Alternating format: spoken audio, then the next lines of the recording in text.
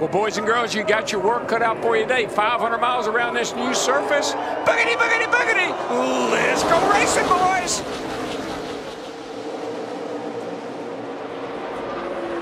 Ryan Blaney is going to be the first one to test out that outside groove. You can see, oh, they're stacking up further back. That's how treacherous it is, how slick it is on that outside on these cold tires. You just have to be so cautious when you're stuck on that outside, even when you're just up a lane. Drivers on the inside make it 3 wide, including Michael McDowell and Ricky Stenhouse. Quickly, the top dozen go single file. I mean, Mike, if you're bold and brave and you want to chance it on that outside, you could probably pass a lot of people, but you might not make it. Ty Dillon and others mid-pack on back, still hung to the outside. And Blaney working the outside, but Brad Keselowski gets by for third in the 2. All I can think of is just these anxious moments in these early stages of the race when you have a track like this, has a lot of grip really fast, and then you go down to 1 and 2, and the banking's flat, and there's no grip if you get outside the groove. Yeah, and what makes it so confusing, Mike and Jeff, is 3 and 4 feel great. You can run that corner, you can hammer down, but 1, getting into 1, you got to get on the brake and get the car slowed way down. There's 20-mile-an-hour difference. 1 out of the groove, 18 of Kyle Busch. We've seen that. Saw that in practice. Had some damage to the right rear, fixed the car. That's that fine line between aggressively patient. Debris near the flag stand on the front straightaway has put us under the first caution of the day, and just in time. Whew, I'd say. Whew. That was an intense start.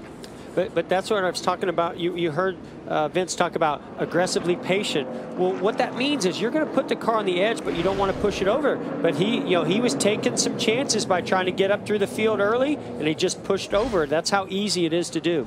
We're going to take a look at Daniel Suarez and Eric Almirola, the 19 right here, and the 43. 19 to 43 right here. Keep an eye on those two. Bam. And that was a domino effect of something that happened ahead of them starting to stack those cars up. They had to check up. And you're going to see the 18 here. Kyle Busch stuck on the outside, goes in a little wide. You go in high in that first turn, you're going to go up the hill just like that. No grip. Meanwhile, Austin Dillon's car, Matt Yoakum, still in the garage. Mike, everyone ran back here. The 3 cars up on stands. Crew members are underneath. I talked to Slugger Labby, and the guys are working on the left truck arm, the front area where it bolts to the chassis. So that's where a part failed, and they're trying to quickly replace that, not lose too much time. But boy, what a disappointment for this crew. Yeah, especially after the great run he had last week at Martinsville. Boy, that is really confusing, Mike, to have a trailing arm issue before you even start the race. Well, this is certainly going to get the attention of NASCAR as we see a car coming to pit road. Is that Daniel Suarez? Probably wants to check that damage, maybe make sure he didn't close the grill opening up. Get damage to the nose, but NASCAR is going to be all over that. These teams, they do a lot underneath the rear suspension of these cars to try to get as much grip and downforce and side force, and I'm wondering if any of that had to do with what's going on. Cole Witt also making a stop for an adjustment. Larry McReynolds has more with our Ford Performance Cutaway car. Yeah, let's take a look at where the problem is on Austin Dillon's number 3 car. They talked about the left trailing arm where it mounts, and this would be the area right there. You see those different holes, that's different locations for what they can do, and you have a bolt that goes through there, and normally you have bushings. So somewhere in that area, right there on the left trailing arm, there's something that has failed on that 3 car. Something's moving that shouldn't be moving. Have you seen this before, Larry?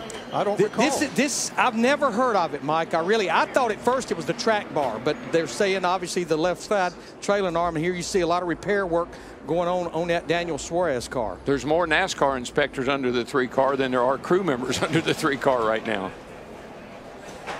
Well, let's try again. And again, we have the issue. We're going to go into turn 1 double wide on what all weekend has been a 1-lane racetrack. 2 teammates working together here. You see Clint Boyer restarting on the inside. That'll give the 4-car a chance to dive down in front of him, and Boyer will have that favored inside line. Yeah, but look at that Penske group. They're working together to try to get inside. And he did. Blaney gets a push from Logano and gets to the inside lane. Now here comes Logano on the outside of Boyer. Yeah, Boyer just didn't get going. He didn't keep that gap. He didn't mind that gap, and it cost him. Ryan Blaney didn't mind. No, he was got happy. second spot. He was thrilled to death. Wow, look at Boyer dive into 3 in the back end wiggling. He knew he had to get that position and get it quick. Yeah, all the guys say, what I lose in 1 and 2, which is a lot, I can gain back in 3 and 4. And this time, again, the top dozen were single file before they exited turn 4. Kurt Busch in 14th, dropping down in line. And what we're seeing is you can work the outside if you're right on the door of that car on the inside, but you only have about a corner, maybe a half a lap before you better get to the inside lane again. If there's going to be an outside lane or outside groove, you know who's going to find it and use it first? Guy that's running 21st right now, Kyle Larson. He'll be the first one to explore up there. So here's some talk with Clint Boyer's team about different grooves. The outside groove 1 and 2 didn't look fun for most of the people out there. Look, Brett said that 3 and 4 didn't look so bad in the second groove, and McMurray even got up to the third groove. Not preferred, but okay. Simple. Talking about Jamie McMurray, who's 8th. That's vital information early in this race. Is there grip? If I do get shoved up, can I hang on? I mean, that's things drivers need to know right now early on. And I think that's exactly what happened to Kyle Busch. He was on the outside, made a pass, had momentum coming through 3 and 4. He said, okay, I'm on the outside. I'm going to go down into turn 1 on the outside. It just didn't stick. Chase Elliott, I just saw him make a couple passes on the outside. He passed Paul Menard. He got up to the outside of LaJoie, and then he got down to 1 and 2 on the outside, and it did not stick. How about our leader, Kevin Harvick, talking about racing grooves? Rubber helps a lot. They put down between the Xfinity race, the rubber they put down the top end stretchers. Ain't as good, still ain't good, but simple. But it's usable. And up until the Xfinity race yesterday, what they did to the track last night, some of the petty cars got a caution, got another caution. Pretty hard wreck. Smoke down the back. Big crash out of turn number 2, and it is Jeffrey Earnhardt. Reed Sorensen involved. A lot of damage. There was quite a lot of movement still from about 25th on back, 2 laps after this restart. But that narrow groove may have had something to do with this. I think, Mike, you just fight to get down. I mean, if there's any gap at all or opening at all, you try to get your car down on the bottom. Looks like already in progress. That was a big knot of cars all fighting for position. The car got quite a bit of damage there. It's Greg Alding. Dr. Pepper car. And we don't know exactly what happened here, but what we can predict is that it is such a narrow groove, and you want to get down to the bottom. You're fighting for those positions in that space, you know, so much that you're going to take some risk, whether you stick your nose in there underneath somebody or they come down on top of you to try to get to that bottom groove.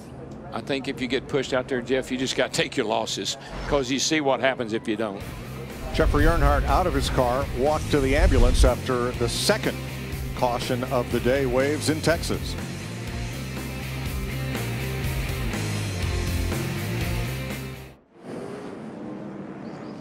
Getting ready to go green. Here's Clint Boyer's radio. Man, these tires give you a weird feeling. It's light on its feet. They don't have any kind of give in the sidewall that give you any kind of a notion it's going to step out. Yeah, I know a guy I worked with last year and sitting next to me and said the same thing. He quit, which tells you I must be a damn fool. I tried to tell you from day one I'm a lot smarter than you. Tony Stewart to his new driver, Clint Boyer, in the 14. Nothing like having smoke in the house. Their teammate, Kevin Harvick, leads them back to green. Blaney on the outside. He's trying. Oh, he's so close to clearing him. I think he's got him. He got it. The 21 gets by the 4-off turn. That was a great What job. a bold move. I think that outside lane is getting a little bit better. Oh, yeah, but that young man. And aggressiveness. Remember what Harvick said. You've got to manage your car. You got to know when to take chances, and that wasn't the time. But now Blaney's got to be careful not to get that car stepped out over the edge. He's going to get a lot of pressure from Kevin Harvick from behind. Harvick's one of those guys that you might say, well, I think I'll teach that young boy a lesson.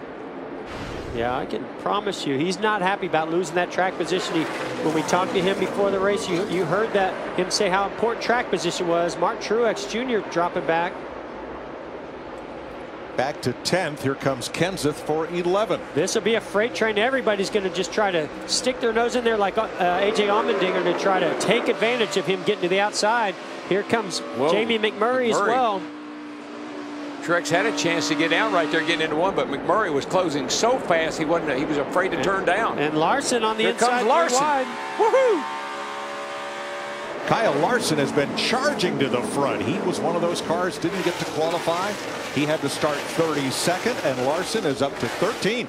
Yeah, he's on the move, Mike. That's a fast race car. We know that. We've seen that week in and week out, and he's not afraid to put it where everybody else is afraid to go. Not afraid to run that thing on the edge either. Nope. Here are the biggest movers from the start of the race. Chris Buescher, Eric Jones, Casey Kane. Hats off to Chris Buescher and Eric Jones as well, and Casey Kane. All those guys moving forward. I know they started towards the back, but great job there. You kind of got to take some chances when you're back like that, and they're willing to do that to get through these cars and get near the front.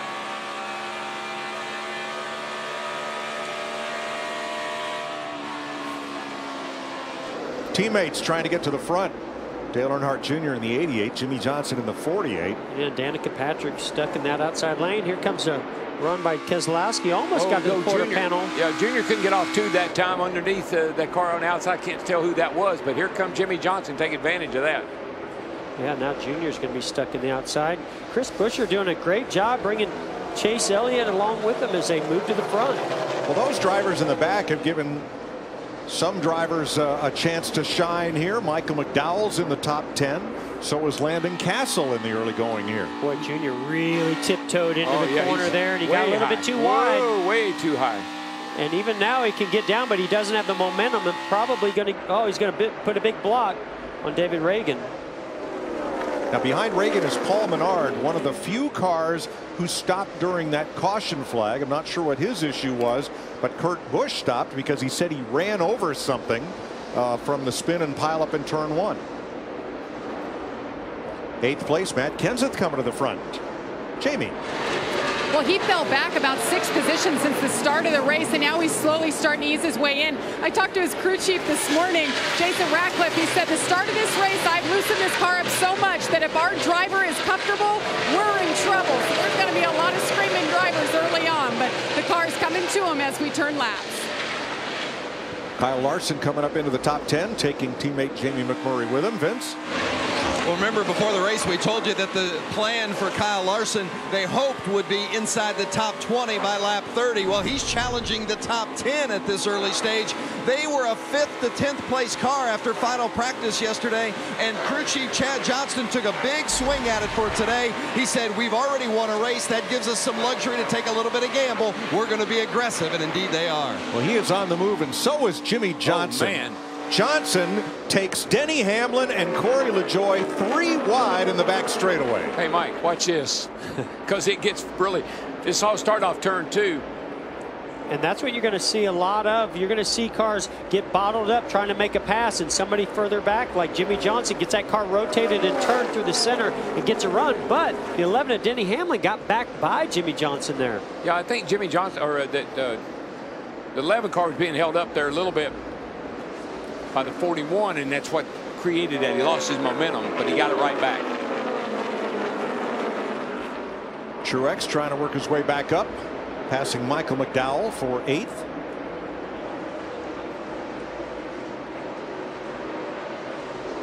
And boy, these two, they're going back and forth. Saw Jimmy, he got the car turned really well through the middle 1 and 2, got a run down the back straightaway, but the outside, you can tell the outside is actually pretty good down in 3 and 4 as Denny Hamlin holds his own. Let's see what happens down here in 1 and 2, though. I think there's just been so much trouble, and the 11 has one of the cars that early on, he was the first car to spun out down in turns 1 and 2. I think he's been a little cautious, being sure where the grip level is. I'm not so sure. His car might be a little too loose here at the start down in 1 and 2, and it's pretty good down in 3 and 4. Here comes Kurt Busch and Kyle Busch.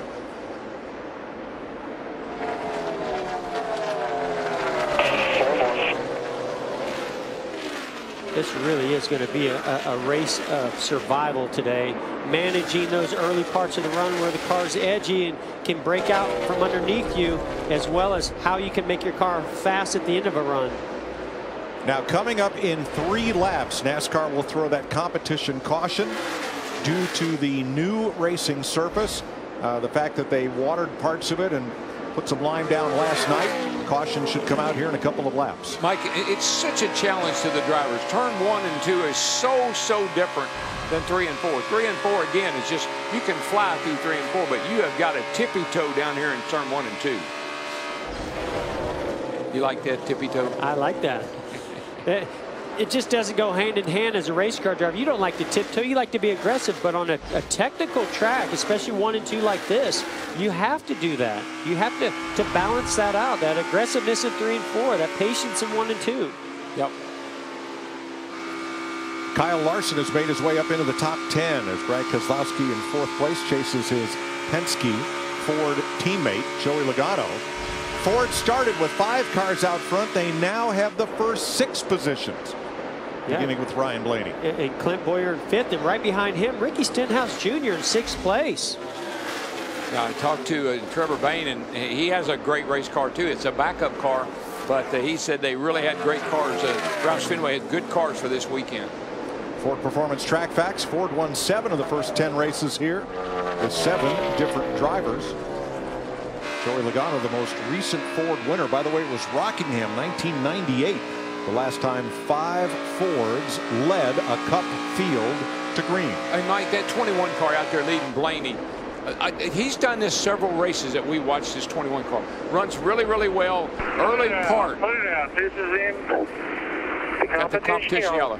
He runs really well early in the race. Got to be able to close the deal.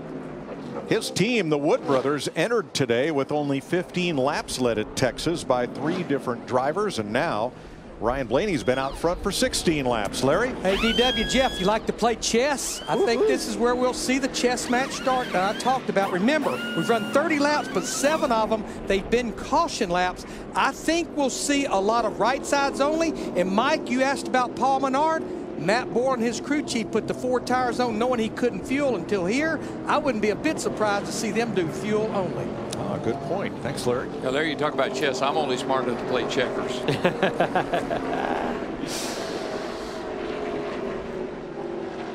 So this is the competition caution that NASCAR advised the drivers in their morning meeting would come at lap 30.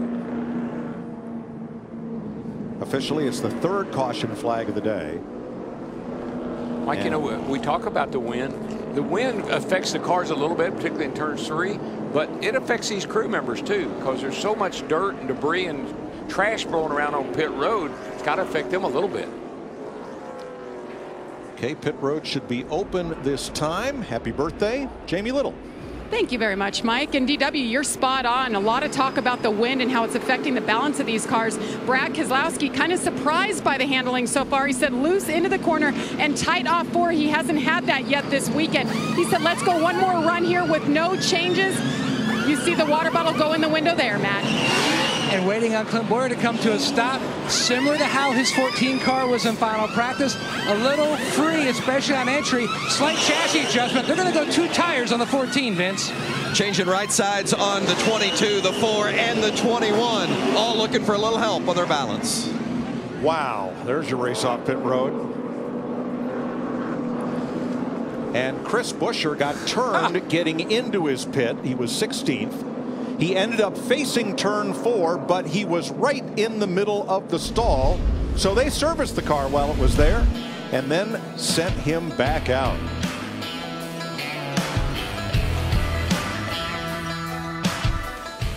Monster Energy NASCAR Cup Series racing is sponsored by Credit One Bank, the official credit card of NASCAR. By the all-new KFC Georgia Gold Honey Mustard Barbecue Chicken. It's finger-licking gold.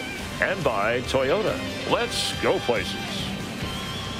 Under the 3rd caution of the day, and a problem up at the turn 4 end of pit road.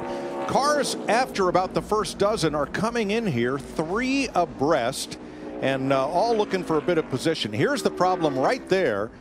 As Eric Jones, 2 abreast, tries to cut out, he tags Chris Buescher. The 37 goes around and Buescher collects his jackman, Zach Young. As we said, the car ended up stopped right in his space. And they serviced it, and he went back out. But and to me, this is a little bit of a rookie mistake on Erik Jones's part. He's pitted much further down. There's no reason why he's not out against the grass to clear those cars that are turning into their pit stalls early. And Mike, I'm not sure, but I think that Jackman got up and he did his job and they sent the car back out.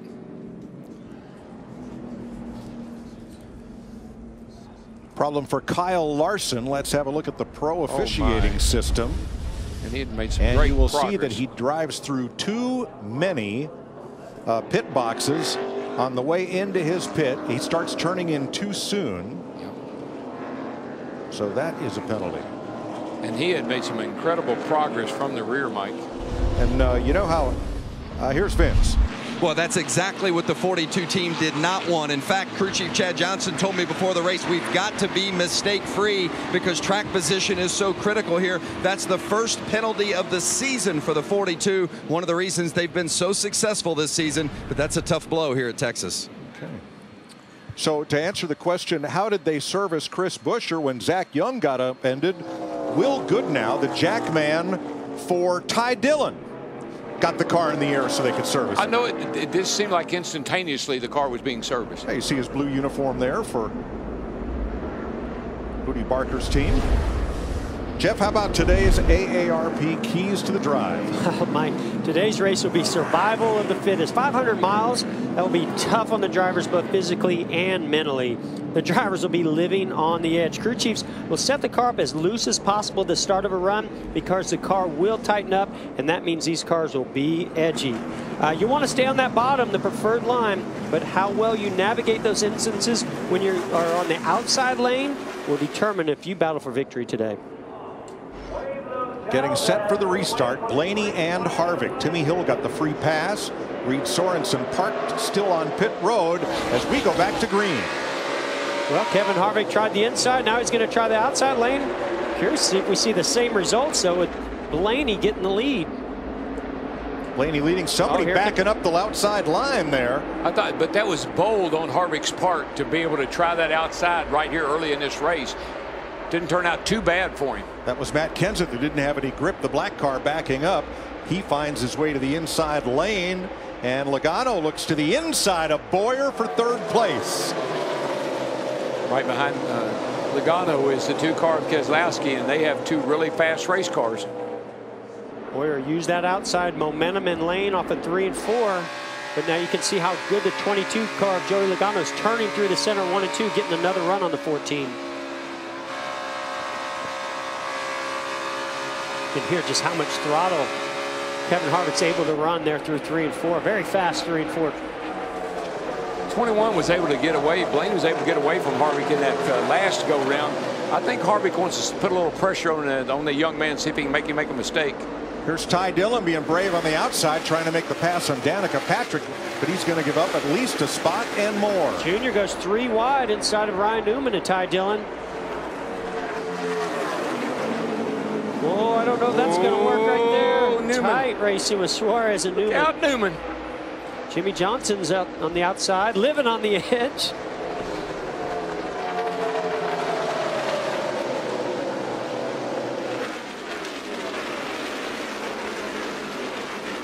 You can see what a tight line Jimmie Johnson used. He kept it down pretty close to those cars on that inside lane. Worked really well for him until he got to the exit. He had to check up a little bit. Right along with Larson, you said Jimmie Johnson slid up out of the groove a little bit ahead of him. Larson saw that, jumped down to the inside lane behind Almirola. Whoa, that was so close. Jimmie knows how badly he needs to get to the inside lane and came right across the nose of Almirola. Look how that affected the aerodynamics of the 43. Watch Larson come on the inside. When was the last time you saw a battle like this for 20 seconds? Matt. Utilizing the onboard track bar to try to tighten up the car on the previous run. The car was really on the free side, especially through the center, but Jimmie felt like the car had great grip as he cut across the center of the corner, slowly making his way to the front. Off turn 2, Joey Logano caught Clint Bowyer, couldn't make the move right there. That is a tool you're going to hear a lot of today, track bar adjuster. They're going to use it from one end to the other, 1 and 2, 3 wide here. Newman caught to the outside. Here comes Chase Elliott. Oh, Hamlin drifted up the racetrack, lost a little bit of grip there. But early in a run, you're going to want to put that track bar down to tighten the car up. As the run goes on, the car tightens up. You're going to want to lift that track bar up. Now, this is Larson fighting his way back to the front in the middle of all this. Remember, he had the penalty on pit road. He restarted 30th. He's up to 22nd already. He's wasting no time, Mike. I mean, he's picking off one by one and really coming back to the front with vengeance. I know he's got to be upset with that penalty.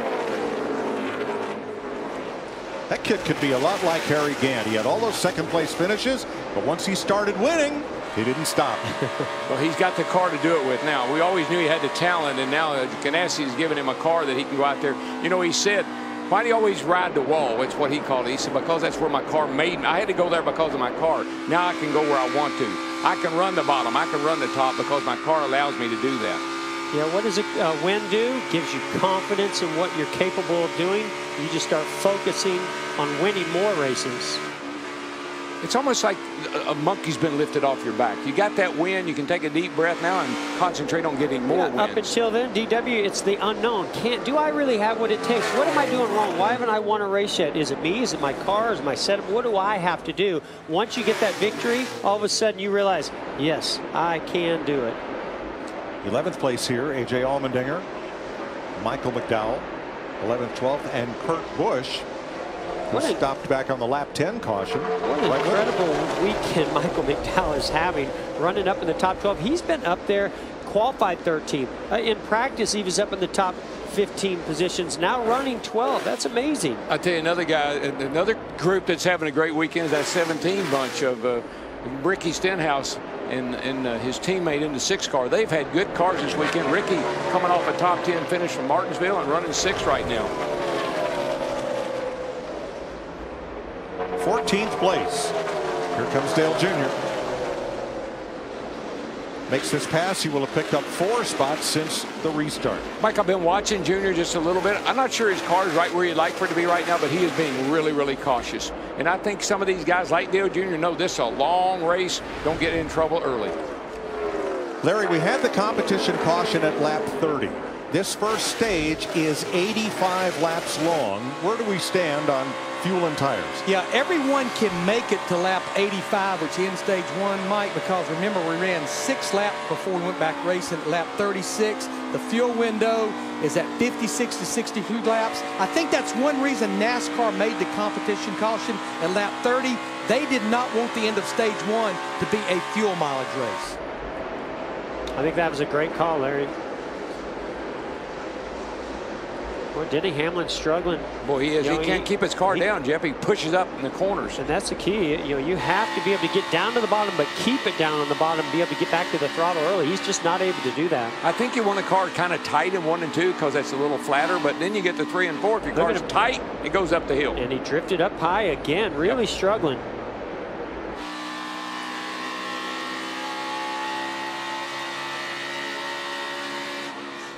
Whoa, 6th place. Man, what a battle right there. Murray. They are all over each other. They came up on a slower car, made them check up. It looked like Keselowski checked up. That's going to cost Ricky Stenhouse a couple of positions. Yeah, Ricky got way up in the gray as that group came up to lap Derek Cope for the 2nd time. They all bundled together. I think there was a little bit of contact there between a couple of those cars. Well, look at this, 3 wide. Danica Patrick on the outside, Jimmie Johnson in the middle. Look who flew by on the inside, Kyle Larson. Kyle Larson is going somewhere, boys. Kyle Larson drives for Chip Ganassi, who of course has cars at Indianapolis for the 500 in May. A race Kyle would like to run, but Chip says it's a longer process than just saying in April, hey, let's go run Indy in May. But to do the double, maybe someday. Welcome back to Texas, where Ryan Blaney has a 3.5-second lead on Kevin Harvick. But that is because Harvick picked up several pieces of big paper, looked like brown paper bag, on his grill opening below the bumper. There it is. So they told him he was coming up to lap Gray Gaulding. They said, get up close behind Gaulding. There's nobody behind you. And the air pressure differential will take that stuff off your grill. He did, and it did. It's magic. What did he run through? Like, it looked like somebody dumped over a trash can and Kevin Harvick came straight through it. It is so windy here today. The flags are out straight. Yep. The wind has not stopped all weekend, so there's just a lot flying around out there. There's the flags. The wind is definitely blowing them hard. It's got such a hard tailwind down the back. It really picks up a lot of speed going in turn 3. And when you have a tailwind going into a corner, it takes downforce out of the car. So the back of the car will be a little bit edgier as we see Kyle Larson continuing his march forward, going to 14th. And he's done it twice today. He restarted 31st. Remember, he didn't post a qualifying time, so he started in the back 10. Then restarted 31st. Went to the tail end due to driving through too many pit boxes on the way into his pit, and now he's back up to the top 15 already. He's running some pretty sporty lap times too, 29.56, leader 30.08, so he's quicker. Look how he can just paint that white line. That's what a fast race car can do. Meanwhile, Ryan Blaney has to pick and choose his way through lap traffic here. That's Cole Witt just ahead. Boy, he is. Oh, Cole Witt did not want to give up that bottom groove. No, and it really cost Blaney too. That time by that lap 30.45 with Harvick closing at a 29.80. We've already seen where lap cars like that are real factors in losing and gaining positions, and might play a factor in winning and losing this race. But you know what I like? I mean, Blaney's got a nice, comfortable lead. Don't push the issue. It's not necessary right now. Yeah, he's in a very comfortable position. I think that's what Harvick was talking about. You know, we talked about his practice speeds weren't that great. He qualifies on the pole.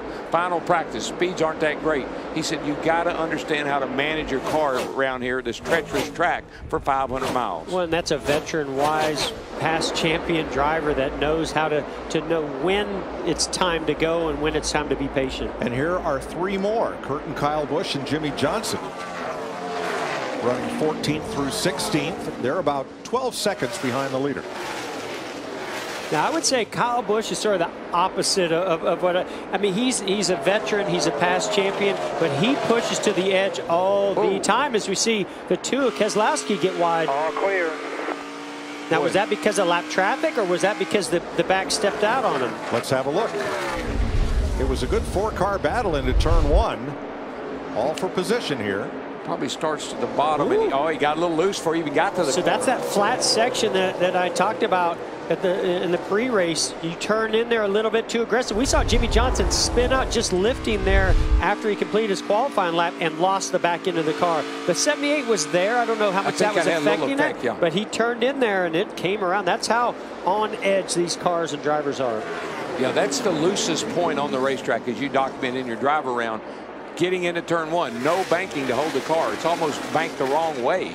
So Martin Truex in the 78 has caught 3rd place Clint Boyer and brings a group right with him as they work Matt DiBenedetto's car. And we talked about Harvick being methodical. Here's Jimmie Johnson making a run, going 14th on, is that Busch or Allmendinger? Get those cars mixed up all the time. That's Allmendinger's. Yep.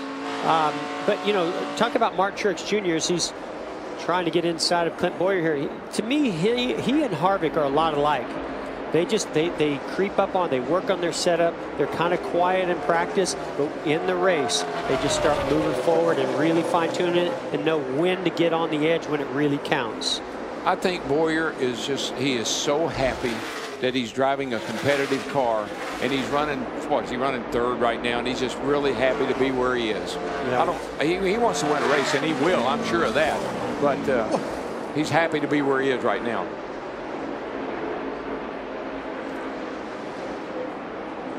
So let's catch up with the cars that started in the back, including Casey Kane, who did not post a qualifying time, got into the wall in practice. He is in a backup car and currently is running 9th, 1 spot behind him. Dale Earnhardt Jr. started 37th, Vince. He's in the top 10. Yeah, and the car has been pretty good throughout the course of the weekend. Crew Chief Greg Ives said we've been really happy with it, but we're starting so far back. We know that the handling is not going to be good early on, so we've got to be methodical about it. Junior has not complained significantly about the handling of the car. That's good news for Junior Nation as he moves toward the front. Yeah, we heard Greg Ives encouraging words to the team and to Dale Earnhardt Jr. in that Exalted Chevrolet before this race started. Those words are working. The Penske Ford swap places. Keselowski to 6th. Mike always liked to use the start-finish line as a point of reference as a driver. Right now, the leader is at the line now. There goes the 21 car, and here comes the 4 car now. And that gives me a point. You know, you can say he's 2 seconds back. I don't know how far back. When I know where he is, me compared to the start-finish line, that's my point of reference. Saw Junior right there actually wave Kyle Larson to the inside, stuck his finger out the window and said, "You go ahead. I know you're fast." Ryan Blaney has led 48 laps in Texas. It was we close in on the end of stage 1.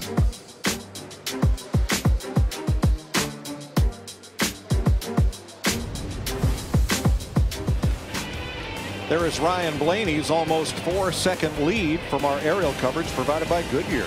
Everything they learn making tires for the grueling demands of NASCAR inspires what rolls into yours. Goodyear, official tire of NASCAR. Mike, Jeremy Bullins here. He won here in the Xfinity Series 2013 with Brad Keselowski at the wheel, so the man knows a little bit about this place. 12 laps, and we'll hit the end of stage 1 as Kyle Larson goes by Ricky Stenhouse for 8th and draws a bead on 7th place Joey Logano. Man, he just carries so much speed through the middle and carries that all the way off the corner. That's how he's getting these big runs. He's just he's just marching through the field. Look how he was able to get back to the throttle, even let the 22 get away from him, then got in the gas and still is going to get up inside of Joey Logano and make that pass. Turn 2 is his really strongest point for that car. Watch him pass a number of cars off of turn 2. Ryan Blaney working traffic in his first 60 races in the Cup Series. He'd led a total of 33 laps. He's way past that today. He's getting by the 3 of Austin Dillon, who's had a tough start to this day. Turn 2, 1 car way up the hill, Reed Sorensen. Not sure, don't believe he got the wall, but boy, he got close. Matt? Kyle Busch was close to going to a backup car earlier in the weekend, but this is a primary soldiering on, currently in the 12th position. The car much more free the more laps he runs, trying to figure out what adjustments to make, Jamie, when they make that stop to tighten it up. And Chase Elliott and his backup car started in the back, already up to 14. The car has a lot of speed. He's just saying he's chattering the nose just a little bit. Thinks their air pressure needs to be adjusted on the next stop, but the adjustments in the rear made the car better. He's happy. I think the 21 car is going to be glad we get to the end of this stage. I'll tell you why. Martin Truex in that 78 car is closing up in a hurry. He's knocked Blaney's lead down to 1.6 seconds. I mean, he can see him and he can feel him and he can feel the draft going down the back. And the reason that Truex is closing so quickly is that Blaney is having difficulty in traffic. He just got past J.J. Yaley here, but that allows Truex to get ever closer. Yeah, he's gonna take his time. He's got a nice lead. He's comfortable. No reason to take any big risks. With the 78 behind him and Martin Truex Jr.'s, he wants to close in, put some pressure on, maybe get the lead here before this stage ends. Keselowski to 5th in front of Boyer. Vince? Well, and these stage points are so important for Ryan Blaney, for every driver for that matter, but Blaney is 7th in the championship standings. He scored the 8th most stage points. Those stage points, crew chief Jeremy Bullins told me, are critical. They view them as 3 stages, 3 opportunities to score points. So you know that this is prime real estate right now for Ryan Blaney as he's closing in on a stage 1 win. And Mike, I just think week in and week out, I know we talk about it, but I just think it shows how much effort and how much attention these guys are paying to these stages, the stage points, and how that could affect them. But when they get ready for the playoffs. Well, Martin Truex, currently 2nd, has 4 stage wins, the most of any driver, and a total of 9 playoff points. All right, there's the bullseye right here in front of you. I got him. I got him. That's excitement in that voice of Martin Truex Jr. And guess what? He's got him. He's like, you don't have to tell me. I can see him. Yeah, Blaney is Target is locked. Yeah, Blaney's having a lot of trouble with lap cars. And Truex is catching them just right. That's how he was able to close so quick. 4 laps to the end of stage 1.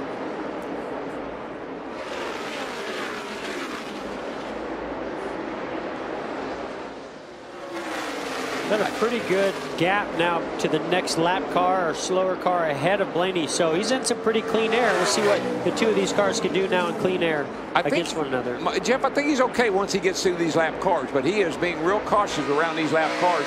I think he can hold the 78 car of Truex off. I think he's good now. 3 laps to go. Clear sailing ahead for Ryan Blaney, trying to notch his first stage win of 2017. But you know what, Mike? You're a young guy, and you just want to win something. At least I can win a stage, and that's huge. And we've seen this team has performed very well this year. He finished second at Daytona, but even since then on some of the mile and a halves, we've seen some great performances. They've had a few issues on pit road and maintaining that performance all the way to the end. Maybe today they can get that done. Pit road is closed. Pit road is closed. Hey guys, we've been watching Kevin Harvick, our pole sitter, really fall back. And remember, they did 2 tires on that last stop. Quote unquote, he told Rodney Childers about 10 laps ago, the car is absolutely horrendous in traffic. It just will not turn. So that's a classic case of a driver being out in clean air, starting on the pole, or back in traffic. You know what I'd tell him, Larry? Well, you're running 3rd or 4th. You know, you're not running that bad compared to everybody else. That's where that's Larry. You know this. It's where the crew chief has to be a good salesman. You got a good car. Hang on to it. Final lap, stage 1. Ryan Blaney, 3rd generation racer, under contract to Penske, driving for the Wood brothers, affiliated with Penske, Team Penske that is, who also provides their pit crew. Great race team out of Stewart, Virginia, is going to come to the line to win stage 1 over Martin Truex by 4 car lengths. Jamie McMurray 3rd. Harvick holds on for 4th. Keselowski 5th. Larson, Boyer, Stenhouse, Logano, and Kyle Busch will earn stage points in stage 1.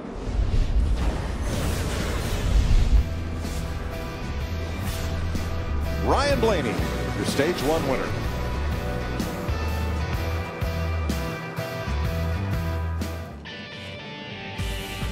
At the end of stage 1 in Texas, here's how the Coca-Cola family of drivers are faring. All on the lead lap, but for Austin Dillon, who missed the start of the race with a rear suspension issue, came on track 12 laps down, and that's where he runs right now. Ryan Blaney, your leader, and good news from the Infield Care Center.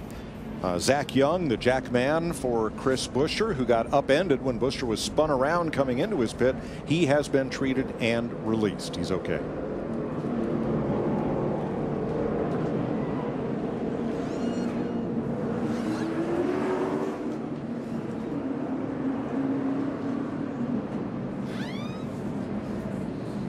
Pit road will open this time. Ryan Blaney will lead them in ahead of Truex, McMurray, Harvick, and Keselowski. 27 cars on the lead lap, plus Paul Menard, who will get the free pass. Jamie. And Jamie McMurray comes in from 3rd. He's had a good car. Started the race a little bit tighter than they thought they may need, but it's actually been good. It's freed up just a bit for him. They're calling for a chassis adjustment to help. He wants a water bottle as well. Working hard. There's the water bottle going in the window net. You see the 4 box here. Brad Keselowski in the 2. Worst run here, he said for sure needs a little bit more grip and stability, Matt. Right sides on the first stop, going to go 4 on this one. Truex said his biggest issue is just lap traffic, trying to get to the 21. Vince. The 21 of Ryan Blaney pitting from the lead says it's edgy on entry, needs some help turning, an air pressure adjustment with some wedge. The 4 of Kevin Harvick says he feels like it's dragging the left side. Also a chassis adjustment on that 4 car. Boy, good battle off pit road there. There's the Sunoco race off pit road. Blaney is going to lose 1 spot to Martin Truex.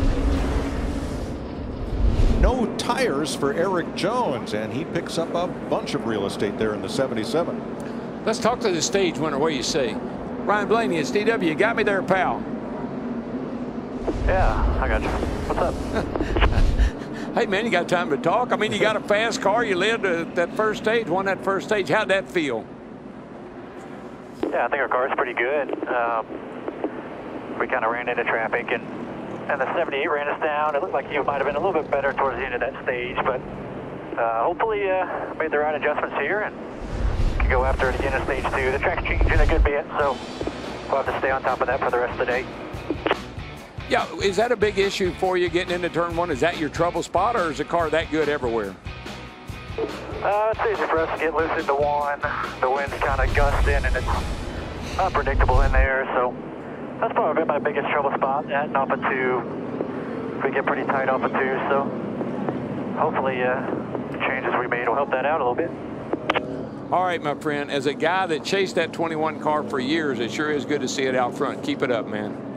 10-4, thank you. Ryan Blaney, your stage one winner. Martin Truex now the race leader as he was first off pit road.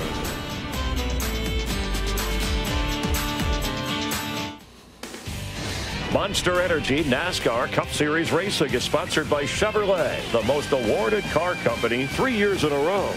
And by Pizza Hut. No one out pizzas the Hut. Getting ready to start stage two in Texas. Larry has today's Liberty Mutual Insurance worry less strategy. Well, what I'm telling my driver is run the bottom of the racetrack. And this is down in turn 1 and 2. This was Kyle Busch just in practice on Friday.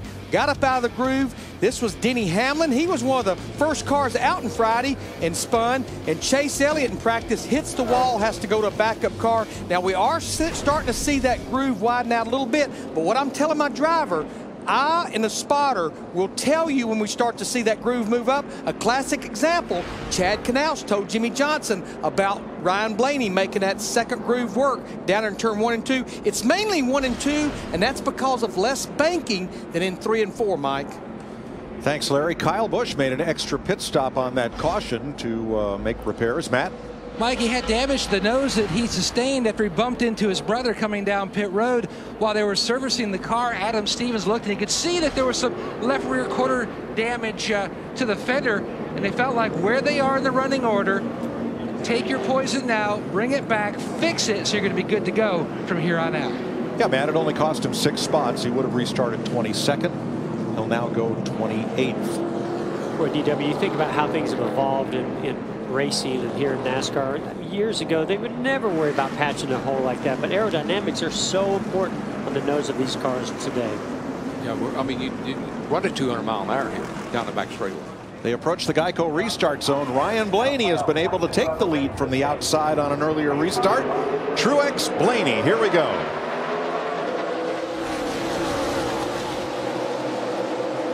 That's what you got to love about a young driver like Ryan Blaney. Not afraid to push the limits out there on the outside. Wow. He's going to make it work. Truex gets loose. Do you see what he did to Truex? Sucked Truex around as he blew by him. Well, 3 wide for third. Yeah, 4 wide. 4 wide in some places down the back straightaway. Oh, this is not going to be good for Denny Hamlin on the outside. Boy, Hamlin just cannot keep his car on the bottom. He gets up in the middle of the track and higher every turn, both turns. You know, when I see Truex get loose like that, I just wonder, is that why his car is so good on the longer runs? He's a lot edgier and looser at the beginning of a run, but it comes on the long runs. I think you might be right to some degree, but I think that 21 is just that fast. I mean, yeah. he put a Linda Ronstadt on him, man, blew right by him. Now, Eric Jones picked up a lot of spots on pit road. We said he did not take tires. Larry's data showed that the 77 got 2 tires, right side tires, but he is struggling to hold on to 7th against Moyer right now. Well, we saw with the 4 of Kevin Harvick started fading at the end of that run. The last time they took 2 tires, see if Eric Jones can make it work for him. So far, not so good. No, but every time we have a restart and I see Blaney and Harvick, I know Harvick, I know how he races, I know how he thinks. He wants to keep pressure on that 21 car, hoping he overdrives a corner and goes up the hill and makes a mistake.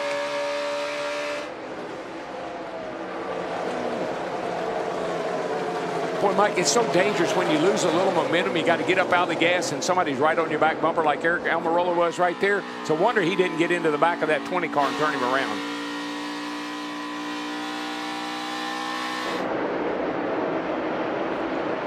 Last week, these two had a big get-together. Hamlin and Danny Hamlin got into the backup. Danica Patrick turned her around into the fence. And Ryan Newman is putting Denny now down 8 positions since the restart. Wheels going to have to do something to that 11 car, Jeff. It just won't stay on the bottom, and the top is not working. Vince? They have just been fighting massive tight all day long, and in fact, Denny had maxed out on the track bar prior to that pit stop. They put some wedge in it to try to help him out, but he has been fighting the same thing all day. Massive tight in that 11.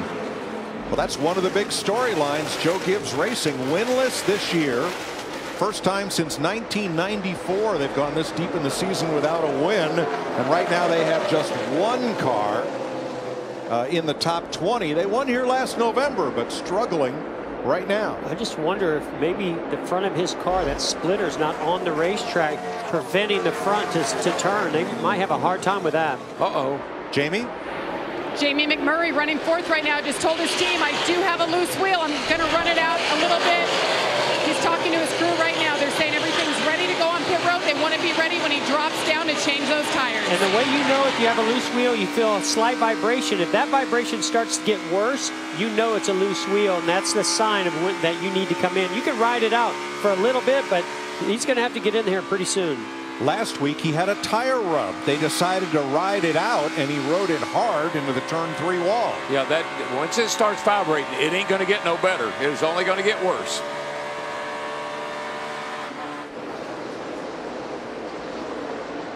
I do have a loose wheel, but I'm going to ride it out for a little bit. Right front, I'd say. Give me some reassurance. Yes, everything's fine on pit road. Everything's fine on pit road. I mean, this is a lot safer than last week when they had that tire that was rubbing. You know, that tire can go at any second. This one, you have a pretty good sense of how the looseness of that wheel is getting worse. Each lap, each corner, and when it gets violent, you know you've got to come down pit road. And when Matt McCall says everything's fine on pit road, what that means is they check the air pressure trace in the tire changer's line, and all 5 lugs were tight according to the readout. And it could be just something is you know, out of whack with that set of tires where it's just not balanced properly, and he's just got a vibration. That's why you ride it out. If it doesn't get worse, he'll be okay. You can stay out there. Jamie, that 2-tire change for Eric Jones is not paying off. Yeah, and they didn't give him enough stability on entry. That's what he's been complaining about. But what a weekend it has been for Eric. He wrecked his primary car on Friday. Then he eased into the backup car knowing he didn't have another car here. And then he came out and he won the Xfinity Series race yesterday. Doing a nice job today. The car, he's happy with it. He started in the back, but they've been adjusting to give him more stability, and he needs more. Yeah, he did yesterday what Bill France used to tell me not to do. He stunk up the show yesterday.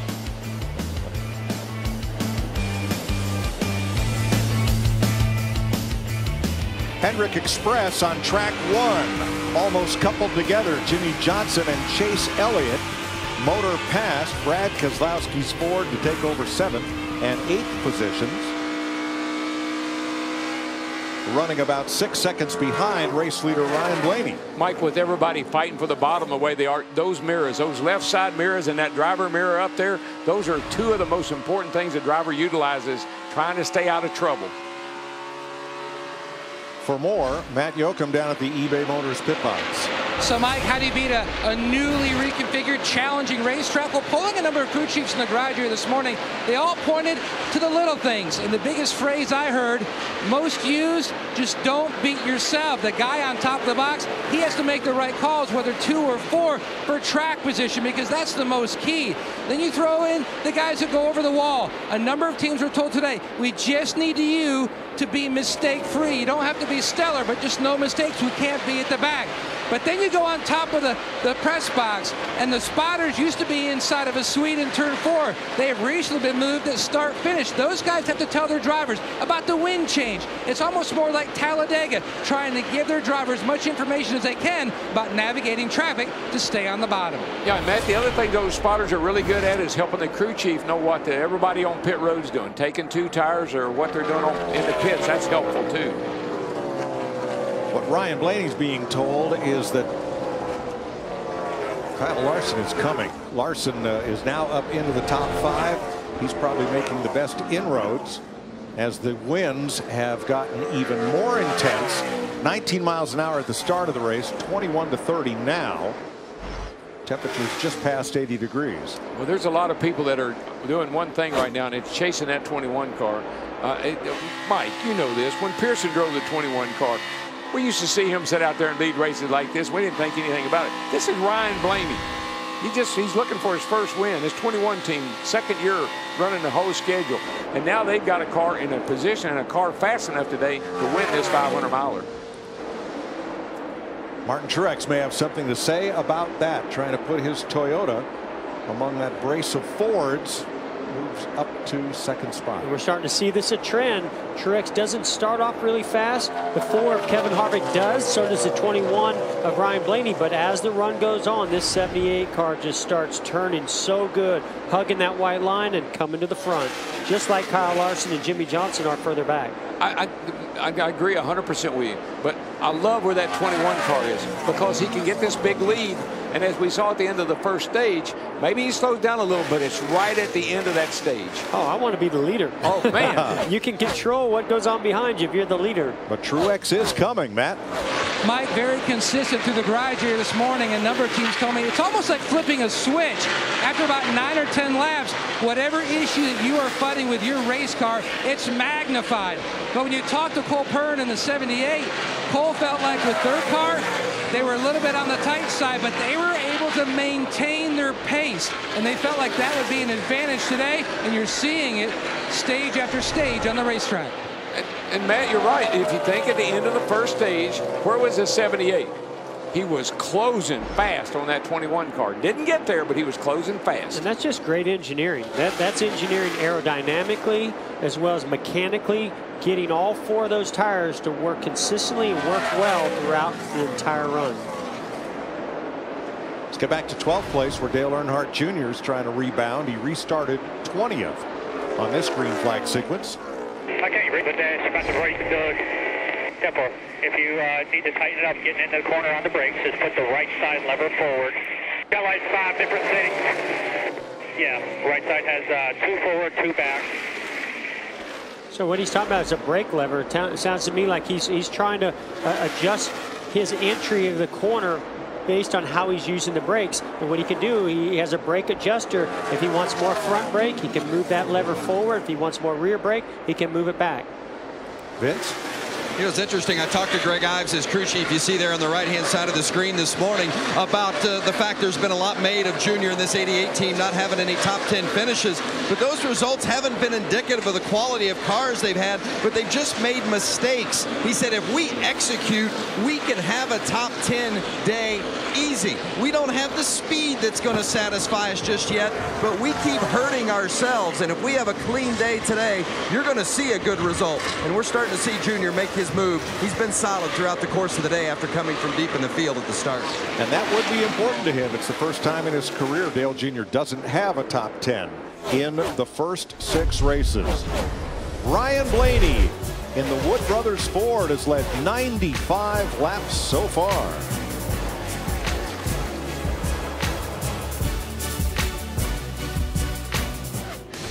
Monster Energy NASCAR Cup Series racing is sponsored by Cialis and by Liberty Mutual Insurance, helping drivers worry less.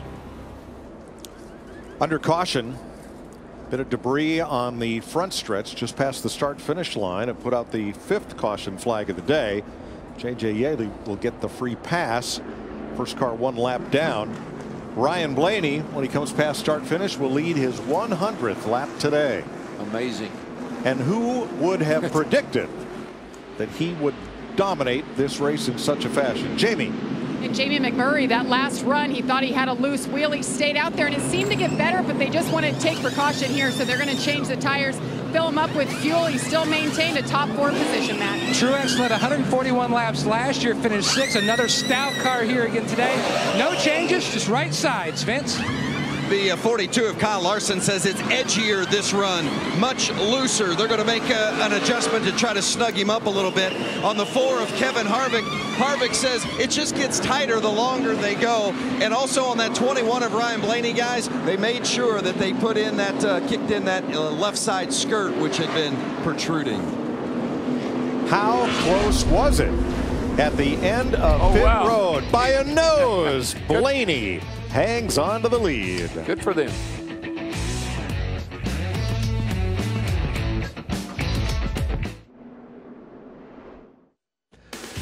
Chevrolet, the official vehicle of NASCAR, is the most awarded car company 3 years in a row. Learn more at Chevrolet.com.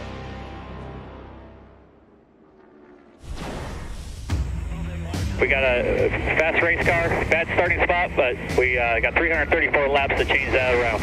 Something just broke, y'all. We're done. The 19th blasted me at the left rear quarter. The 33 spun on his own in front of me, idiot. Who tripped us? We're all the way to the inside of the pit road. 77 got you. It's been an eventful start here in Texas. We're in stage 2 with 45 laps to go in the second stage. And the Wood brothers' young driver Ryan Blaney has dominated, but Martin Truex has been there to put the charge on at the end of each of these 2 stages. Yeah, that 21 seems to be able to get away on these restarts. We'll see how he does here. He seems to have the best balance of it all, right? Yeah. The early speed, and it hangs on pretty good. Yep. Green flag. See how good Martin Truex Jr. can hold on the outside here through 1 and 2. It worked for Blaney. Will it work for Truex? So far it is. Getting up there. Yeah, he got up a little too high. The 78 is going to have to get out of the gas. Oh, he's going to get taken 3 wide here. He's going to regret that. Jimmy might think twice about this. Yeah, I think he'll cut him some slack. Oh, he not much. Still drifted up, and the door opened up for Jimmy to go the inside in front of his teammate Dale Earnhardt Jr. And Truex goes back, back, back. Did you say Jimmy and Dale Earnhardt Jr.? I did. Where did they come from? Man, all of a sudden they're at the front.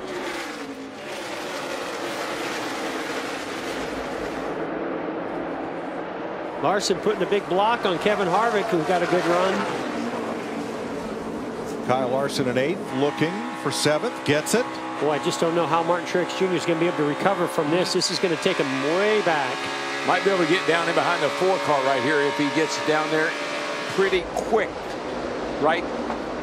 He doesn't seem to really want to get down there, though. I think I'd be diving to that inside. There you go. Here comes Chase Elliott to the inside as well. That did not work out the way Martin Truex Jr. was hoping. So restarting on the outside of the front row and battling for the lead has now cost Martin Truex 8 positions. But I just think that's how good that 21 is too, Mike. I mean, he couldn't just drive around him and get away from him. They ended up side by side, and Martin ended up getting pushed up out of the way. But that is something that I think the 78 Martin Truex Jr. and Cole Purd are going to have to work on a little bit. Their car just can't take off on that first lap. Takes him a few to get going. Yeah, even after he gets down on the inside down here, he's still getting eaten up by the 2 car and a couple of cars behind him here. He's just a little slow in the get-go. As we watch 16th, if you're going to have to learn that lesson, that was a good time to do it. Agreed. Oh, yeah, this is a long race, so learn it early. We've only got 204 laps to go. Ricky Stenhouse trying to move on Matt Kenseth for 18th.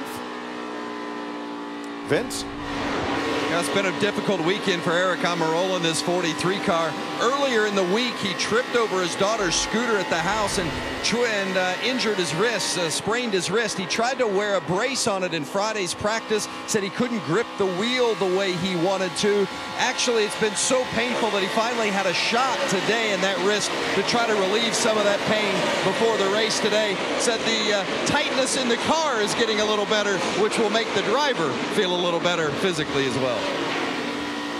What I always got when I was in the car and uncomfortable or not feeling well, I had a little pain, is a shot of adrenaline from competition and focus when you're out there on the edge like you are here at 200 miles per hour. Look at the upper left corner of Jimmie Johnson. That's not a problem of the windshield, but one of the tear-offs. Here's what happened on his pit stop.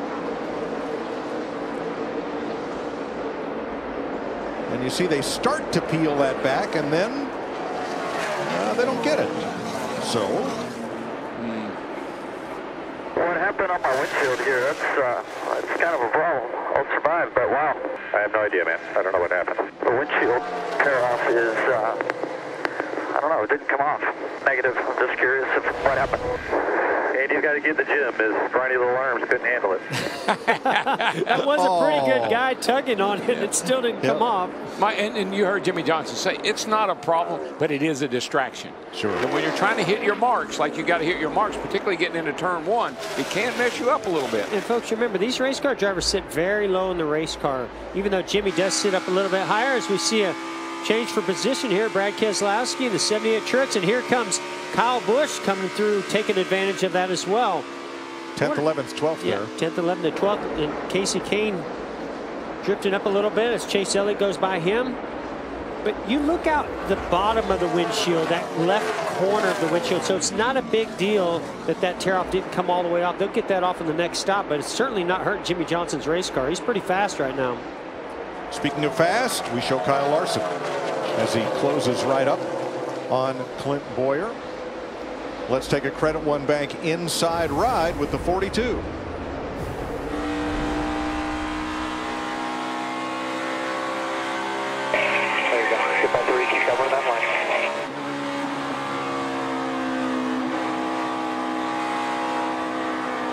Even, quarter, bumper, clear. One back 4 inside the 14.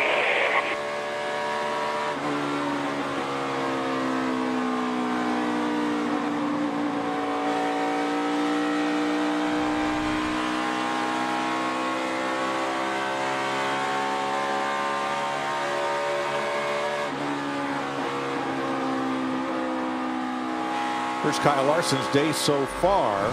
He had a penalty back at lap 30. You see that dip, that was for turning into his pit too soon back at lap 35. But since then, it's been quite a rise toward the front. He's currently 4.5 seconds behind Ryan Blaney in 5th place. Jimmie Johnson second, looking for his first top 5 of the season. Then McMurray, Earnhardt, and Larson.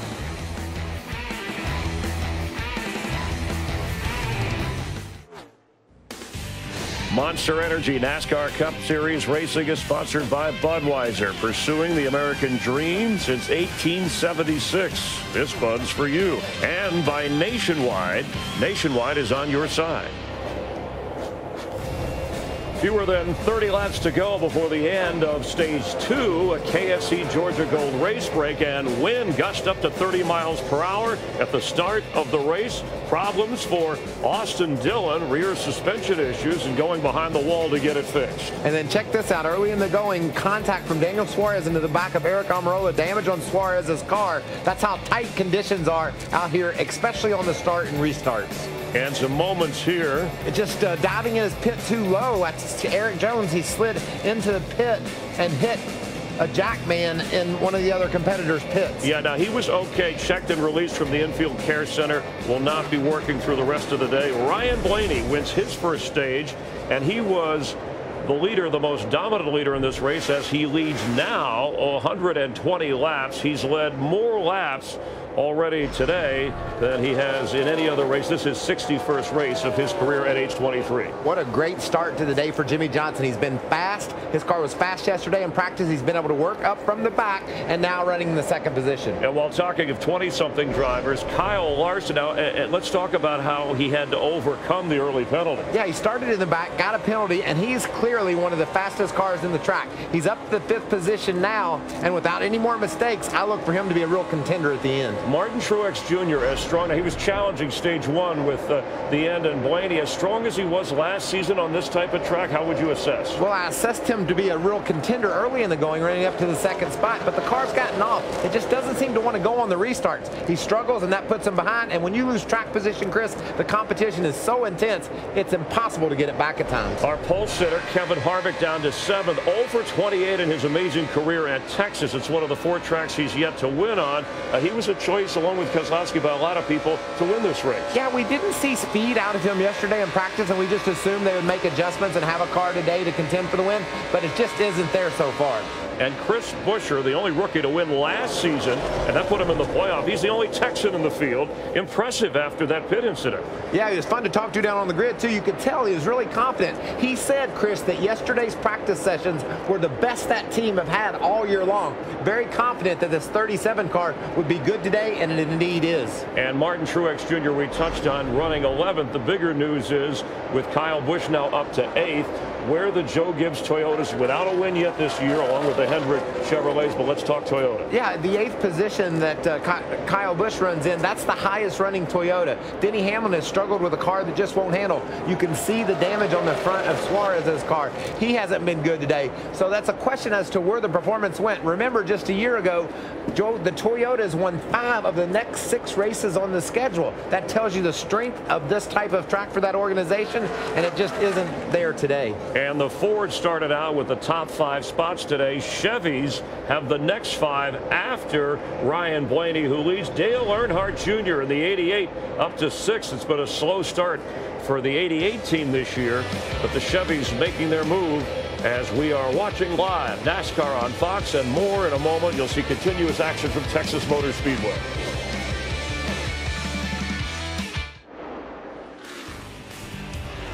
$15 laps to go in stage 2 at Texas, where Ryan Blaney is leading for the Wood brothers in the last 6 times when the number 21 has led 100 or more laps. 3 of those 6 races they've won. It'll be hard to beat today, I can tell you that. Jimmie Johnson in second, Jamie McMurray, Kyle Larson, Chase Elliott. Here is Kevin Harvick, the pole sitter, 8 seconds back of the leader. Larry?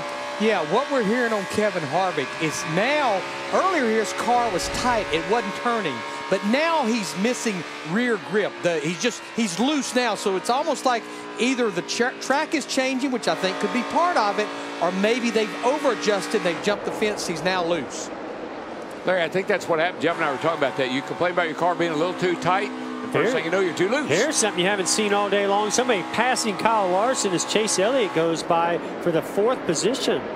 Yeah, there was a real good 4-car group. McMurray, Larson, Earnhardt, and Elliott. But Dale Jr. has lost touch with this group, and McMurray has moved ahead during the battling between Elliott and Larson for 4th place. Yeah, well, if the 42's got any tires left, I'd be surprised, because he had been driving the wheels off that thing to get up to the front. Another driver who dropped back from the start, Martin Truex, tried the outside to get the lead from Blaney. Found himself out of the top 10, Matt. He's rebounded to 10th, but no further. Trying to compartmentalize that frustration, Mike. It took a while for Clayton Hughes' spotter to finally get a hold so the 78 could get to the bottom, but at that point, he'd lost 8 spots. And then the balance took a drastic turn. He lost 3 more. No idea what's going on. No great. Well, now we're racing all cars with 4 tires, so we just got to make the most of it here. You know that call, but chatter loose now for some reason. 10-4 is getting track bar back down. Hopefully settle in here. Even out. Martin dominated this race last year. They had pit strategy late in the race, ended up not going to victory lane. Jamie, how about his teammate? Yeah, he's really dropped. The last time we talked about him, he was top 5 after that pit stop, and he just wanted more stability. But remember, he had that nose damage at the beginning of the race, and it really has hurt him on the long run. He's dropped all the way back to 24th. I do like Cole Pern, though, and what he was telling Martin Truex there. You know, adjust your track bar. You know, we're going to settle in here and let's run some laps, and we'll fix it up for you when we pit next time. That's a crew chief selling something to the driver. You know, and I wonder, going back to something Larry McReynolds said, is this track changing? I mean, we saw Kyle Larson has shown a ton of speed, and now he fell back behind the 24 of Chase Elliott. We're seeing the Truex talk about different things. We heard Harvick say, hey, I'm now loose. Is this racetrack changing? And what about Kyle Larson, Vince? Yeah, I think it's definitely changing, guys, because Larson has always been a little bit free, but that has swung to flat out loose now, saying it's way too loose in 1 and 2 and also in 3 and 4. So they're looking forward to the end of this stage and getting fixed up in a little more security. Yeah, when I got a car that's on its edge, the track can change a little bit and make my car feel better or worse. But I look at the 21, the 48, the 1, those guys running up near the front, it doesn't seem to be changing for them. Well, it's an 80-degree day. The sun has been beating down on this asphalt as these cars keep running on it. And we're now, well, within 10 laps of the end of stage 2, 8 to go. You know, this is a product too of a newly paved racetrack. There's a lot of grip out there. Goodyear has to build a tire that can handle that friction, all that heat temperature, and be durable. And what that does is that creates that razor's edge we talk about. The grip can be really, really good, and then boom, you just step right over it before you know it. And that also can happen as we see a caution on the track. Debris in turn 1 puts us under the 6th caution flag of the day at lap 164. Now NASCAR's policy is to get this race back to green if they can before the end of the stage. Well, now what do you do? That's what I was thinking. They couldn't have come at a worse time. Yeah, big chance to shake up the field here. There it is. I don't know if that's Bondo tape or is that. I think some of our buddies over in the infield lost one of their trash bags. That was full of beer earlier. This might be coming off the 23. He had some damage to the right front. Yeah, boy, a lot of stuff coming off the right side. A temporary repair to Greg Galding's car from the first dust up of the day back at lap 10 became very temporary. Okay, well, the beer bag's not empty yet. No, that was not a beer bag. Come on, National Beer Day was Friday. That was Friday, right? Now this, Larry, what's this going to do to our pit strategy? Because we've got 5-6 laps to go before the end of the stage. This could really flip the strategy. Yeah, there's no question. But what I'm doing, if I'm maybe like Chris Buescher and on back, I'm coming now. I'm going to get my tires. I'm going to fill it up with fuel, and then I'm not going to pit when we have the end of stage 2. I think we're going to see some of the guys at the front go ahead and roll the dice here, because remember, stage points for whoever can win this stage and whoever can finish in the top 10. Yeah, we're about to find out just how important this stage win is to Ryan Blaney. Is he coming? He is not coming. Wow. Yeah. You know what I say is, you know, stage points are great, but winners' trophies are greater. Well, this did exactly what we anticipated. It's going to split this field up. Vince? The 88 of Dale Earnhardt Jr. has had a solid run from deep into the field today, but right now he says it's just a little too edgy. Boy, I wish I had $1 for every time I've heard that today. Too edgy on the right rear all the way through the turn, so they're going to make a chassis adjustment, try to give him a little bit more security. Same for Kevin Harvick. Harvick says just no grip. We've lost the grip in the car. He's the first one off pit road. Michael McDowell gets the free pass on this caution. A lot of different strategies employed here as we get to the end of stage 2. One of the drivers who did not pit, Jimmie Johnson. Before our season started back in Daytona, I sat down with Jimmie and asked him about his thoughts on stage racing. For me, looking at the stages, I don't think there's anything about it that helps me or benefits me or the 48 team. If you look at where I'm running a third of the way through the race, it's usually not at the front. We show up the second half of the race. So this is going to force me to put a larger premium on qualifying and force myself and our 48 team kind of into an uncomfortable area. I don't want to see the leaders get too far away, and I'm not exactly sure how this new point system is going to play out deep into the chase. Patience is fine for the checkered flag, but that green and white flag that's paying out the points, that doesn't reward patience, and you got to go. You give us a 500-mile race and a lot of challenges thrown at us, we'll find a way to persevere and get through it. We're not rewarded for that now. Without a doubt, the first segment, there's no chance we're going to get there. But maybe the second segment, we can get up there and score some points. And then big picture for me today is that end result of the black and white checkered flag. What we're facing right now is a 3-lap race because they're going to wave the green next time by with 3 to go in stage 2. Did you tape that yesterday? But part of that was Jamie Little. I'll tell you what that reminded me of is a soundbite from me when they came up with the chase format. Exactly, yeah. But I love that because it was exactly what he said was going to happen. And it did. They're big picture racers. You know, yeah, it's what happens at lap 334 that they've always concentrated on. So this is different. Now Johnson is in second place and Ryan Blaney has elected the inside lane for this restart. It'll be 3 laps to race to the end of stage 2, and the first 7 cars did not pit.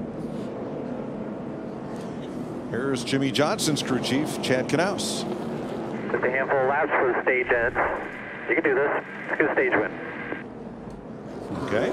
I'm anxious to see how these cars react now on older tires. They're picking up rubber on the racetrack. I would imagine 1 and 2 are going to be pretty dicey here. Yeah, well, the restart might be, Jeff. You know, it's easy to spin tires when you're on hot tires with a little buildup on them. We'll see how that works out, too. On worn tires, Blaney, Johnson, McMurray, Elliott, Larson, Kurt Busch, Casey Kane. Here we go.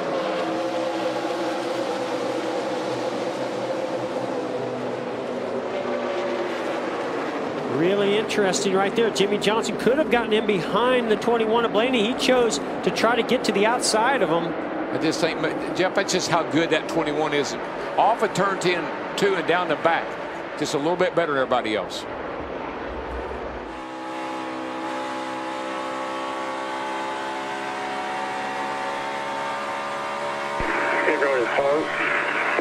Two to go. Third place is the battle. Yeah, Chase Elliott started in that outside lane. Kyle Larson and Jamie McMurray were able to get to his quarter panel and get to the inside of him. Boy, Ryan Blaney, so impressed with the speed of that car, that takeoff speed, how it holds on. What a great day he's having. They got the whole package today, buddy. It's good on the short run, the long run, and here he comes. He's not racing any slouches. Jimmie Johnson here, Truex Jr. earlier. Yeah, Johnson got 80 wins, 7 championships. Blaney got 0 wins and no championships. And he's out front pulling away as they battle for the last point. Kyle Busch in 10th, Truex 11th. That will change there. Truex may get another one right here, getting to the inside of the 88, Dale Earnhardt Jr. He's got Jr. up the hill, but that second groove and the third and fourth turn is starting to look pretty racy. Ryan Blaney wins the stage as they end up single file, and Truex gets the last point, finishing 10th as stage 2 is over. Seen this act. Can Ryan Blaney complete the Sunday sweep? He's the winner of stage 1 and 2.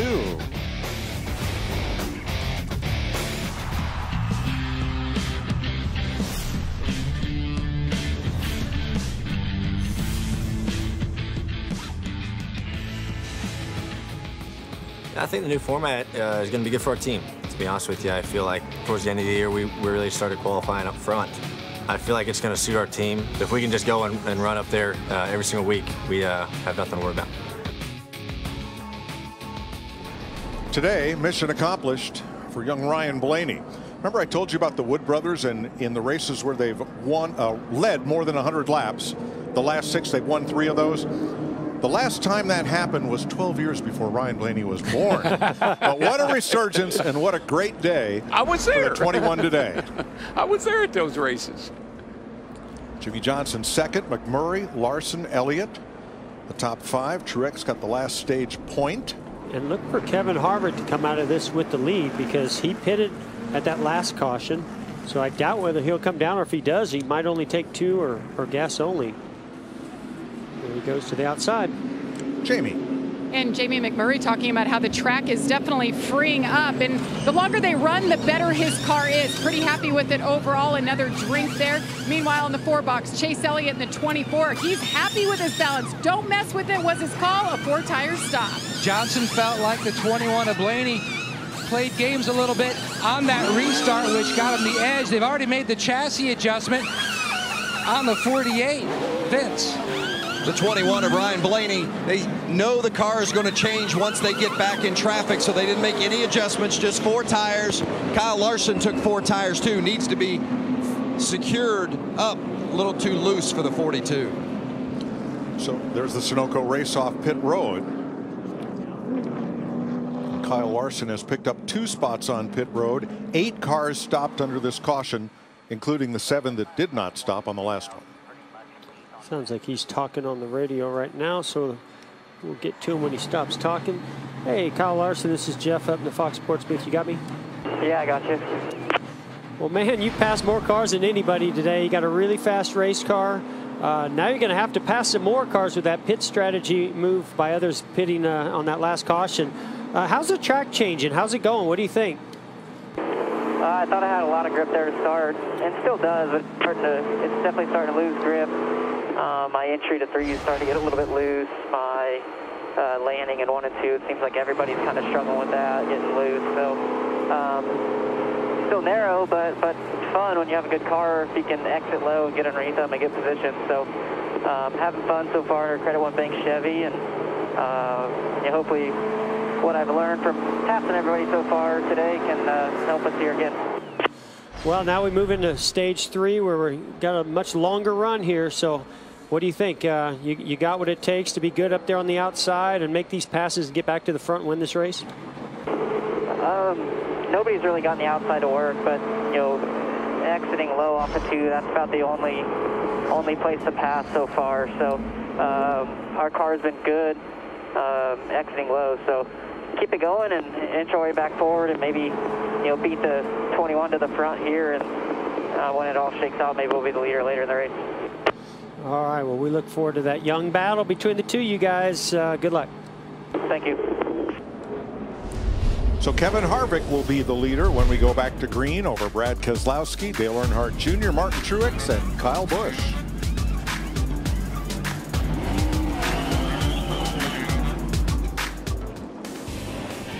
Well, on the stage-ending caution, the first 19 drivers did not pit. That means Ryan Blaney will line up 20th for this restart. Let's go to Jamie Little at the eBay Motors pit box. Well, we've been talking about Chris Buescher today. What a day it has been for him and his team. They started off, we talked about the issues where he spun into his pit box and his jackman got hit. Well, his jackman got checked and released. Well, RCR came to the rescue. They said, we'll bring in our backup jackman. They put him over the wall. They were flawless on that next stop. They gained 7 positions. But then his front carrier gets pegged in the face by a lug nut, and he's showing it off to our cameras. They are tough as nails. They're doing a good job today, hanging top 10, top 15 at times. So Chris Buescher definitely trying to bring home their best finish of the year, the Texas local. Mike? Buescher will restart 9th, Jamie, as we get ready to begin stage number 3 and take this race to conclusion. Harvick and Keselowski up on the front row as they approach the Geico restart zone.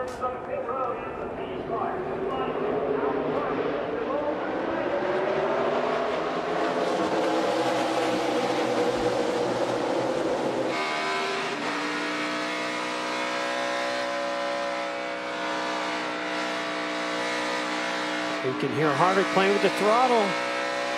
Here comes Junior. Junior on the inside, 27 in the wall. 27 got pushed up. He got a bump from behind. I'm not sure he hit the wall or not.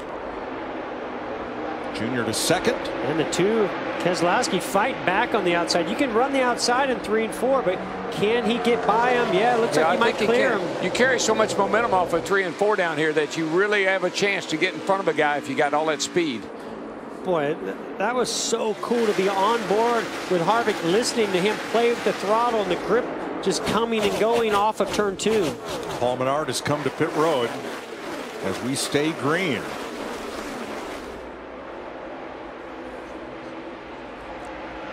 Let's go back and have a look at this restart. All these cars were on pit road back at lap 164, 6 laps before the stage end. So they cycle to the front of the field. See Truex giving a big push to the 4, Kevin Harvick, to get him out front. Harvick's going to dive down in front of the, well, tries to get down. You can see he gets really loose right there. Truex is just, every time there's a restart, he just can't get to the bottom. But this time he was able to fall into 4th place, so a little bit better for him. And let's show you what happened to bring Paul Menard to pit road, where they continue to work on the right side of his Chevrolet. He gets a shot here from someone, the 47 Allmendinger. Yeah, I think another guy that was in the middle of that was that 21 car, and I know he had to hold his breath for a second. I thought he got in the wall, but he didn't get in the wall. Did he have maybe a tire problem? No, he's having a long stop here on the pit road. Yeah, the hood's up on Menard's car. J.J. Yaley to pit road. Woo-hoo. Man, they're getting tight, getting into 3. Woohoo! Oh, a car trying to get down into the pits. That's what caused all that. That's the 37 car of Buescher.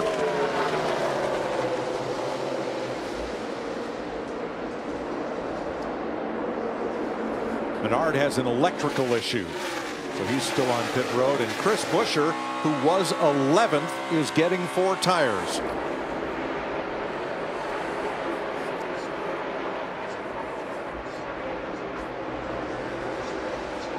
Eric Jones, Michael McDowell among those battling.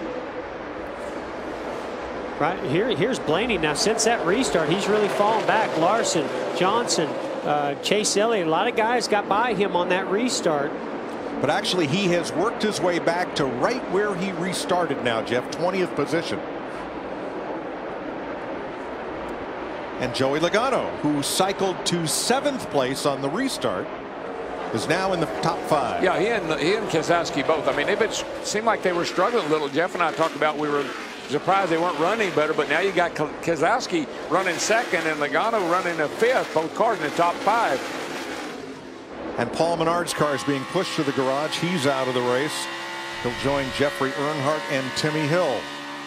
Eric Almirola there in the 43 car. He's running in 9th spot, doing a nice job with his hurt wrist. What do they say? No pain, no gain? He's gaining on it today, brother. It's funny how a race car works. You get in a car that's your happy place. That's where you're the most comfortable. And I've had all kind of injuries, but when I was in my car, in my seat, strapped in, that's when I was the happiest. Jimmie Johnson closing up on the tail of Ty Dillon.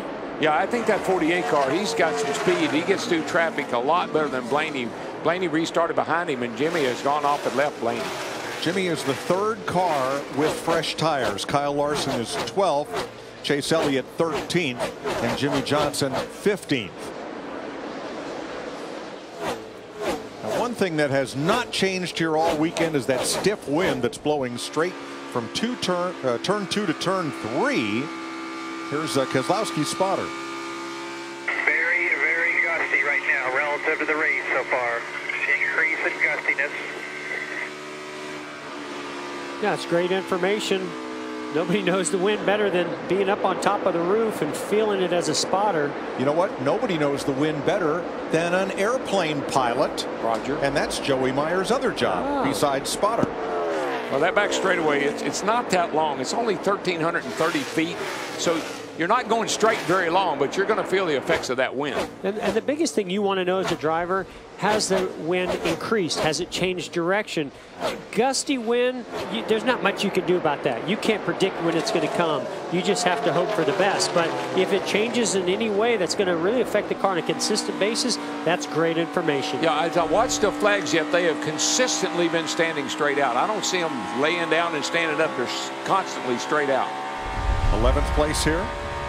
And on the right, watch Jimmie Johnson. You can see him using that white line. Whoa, Ty Dillon gets really loose trying to stay in front of Jimmie Johnson. Jimmie really hooked that white line and the paint down that separates the track from the apron. Was able to get a good run right up to his rear bumper and maybe assist with that looseness. I just like the way that 48 looks coming through the traffic. He catches them and passes them, doesn't linger or mess around long.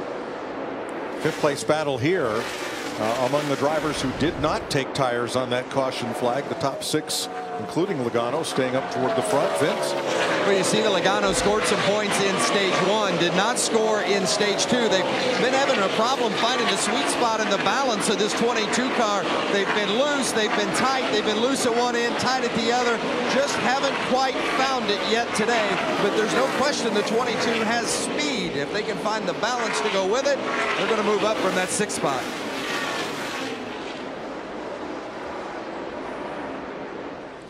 .144 laps to go. Harvick, Keselowski running 1-2. Both have been runners up here, but neither have yet won in Texas.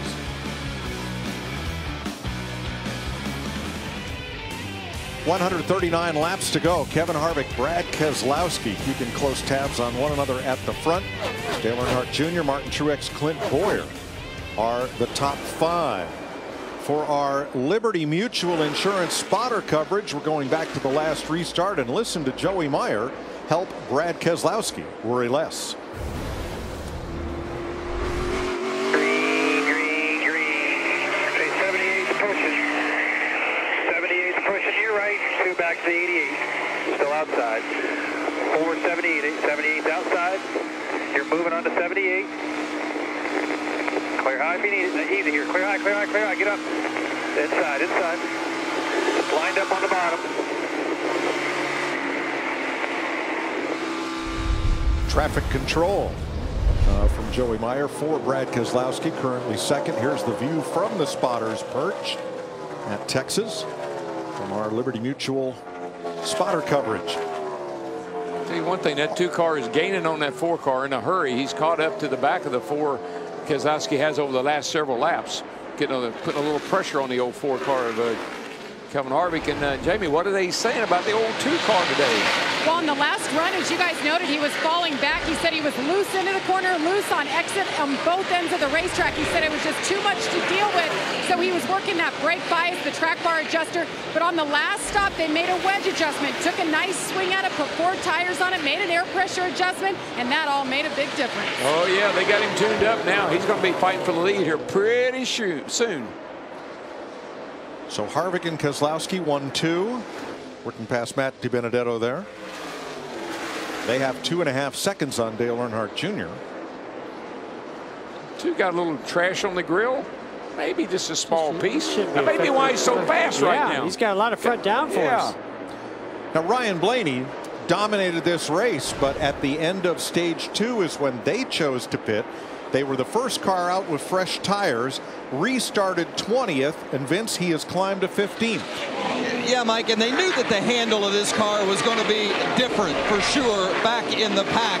And they talked about whether or not on that last pit stop they should make some chassis adjustments for it. Ryan said, I'm a little bit tight, but Jeremy Bullins, the crew chief, didn't want to free him up anymore because he thought it would be freer in traffic, so they left it where it is. And so far, no significant complaints for Blaney as he tries to make his way through the traffic. And by the way, you talked about the last time that the 21, the Wood Brothers 21, led 100+ laps in a race back in 1982 at Rockingham. Neil Bonnet in the car that day, Ryan Blaney in it today, and I'm sure making every Wood Brothers fan proud with their performance. Absolutely. Mike, I watch lap times a lot, and right now Blaney is quicker than our leaders, but he's about a half lap behind our leaders as well. Now, DW, you were teammates with Neil Bonnet at one time. Does Ryan Blaney remind you at all about Neil Bonnet? He drives a lot like Neil did. Neil was the most unselfish person I ever met in my life. He was a great teammate and a great friend. Looks like Clint Boyer could be headed for a second straight top 5. He started 3rd. His qualifying time was identical to Ryan Blaney's, but that tie was resolved by point standings. So he started the race in 3rd. Jeff, you know, brother Michael, he won the All-Star race driving that 21 car for the Wood Brothers. That was one of, probably if I have any regrets, I have a few. One of them was I never got to work with Leonard Wood and the Wood Brothers, because that was just an incredible bunch of people. That would be cool. My favorite memory from that night, Daryl, was driving for the Wood Brothers. They gave me the keys to their family car, and I drove it to Victory Lane. It meant a lot to me to accomplish that for them. And then Big Brother and Dale Earnhardt both took time out to come to Victory Lane and give me a big hug. It was my first big win, and what a special memory I have getting the 21 car to Victory Lane for those guys. I'll never forget, Michael, I'm going down the back to race with, and I asked Hammond, I said, who won the race? He said the 21 car, and I didn't think anything about it for a second. Then I said, the 21 car? That's my brother. Well, Glenn Wood, who's now 91 and was at Martinsville last week, he started racing before NASCAR was born. And this little family race team, originally out of Stewart, Virginia, and for many decades made up of family members and close friends from town. They are NASCAR's family race team. Great to see them, thanks to Ford Motor Company, still able to compete every week here. So here's 7th, 8th, and 9th. Kyle Busch, Kyle Larson, Ricky Stenhouse. Stenhouse continues to hang tough. Been in the top 10 all day long. And I know we talk about Ryan Blaney starting in 20th on that restart, but Kyle Larson started behind him, and he's already all the way up to 9th. And I mean, that he is still moving forward. I think they made some good adjustments on that car. He started getting too loose. They made an adjustment, and he's coming back. Yeah, the biggest gainers, Jeff. Kyle Larson, 21st to 8th. Chase Elliott, 23rd to 10th. Jimmie Johnson, 22nd to 11th. Mike, you know what I think that Ryan Blaney is saying right now? I'm going to be real cautious. I ain't going to screw this deal up because he's still got a very fast car.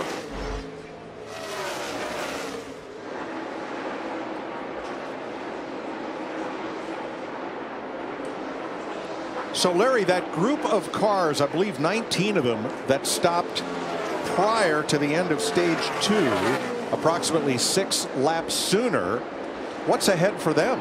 Yeah, Mike, all of the drivers up there, including Kevin Harvick, Brad Keselowski, they're going to have to start making green flag pit stops around lap 220 to 225. Now, those 7 drivers that pitted this last caution, they can go somewhere around 230 to 235. But we're sitting right now on the fact of whatever happens, it's a 2-stop race to get to the end of this thing. So that's about 12 to 15 laps from now. We'll start seeing some of those leaders to pit road. 126 laps to go. Kevin Harvick, Brad Keselowski out front. You heard the story a bit ago of Michael Waltrip's all-star win. There it is, 1996 for the Wood Brothers.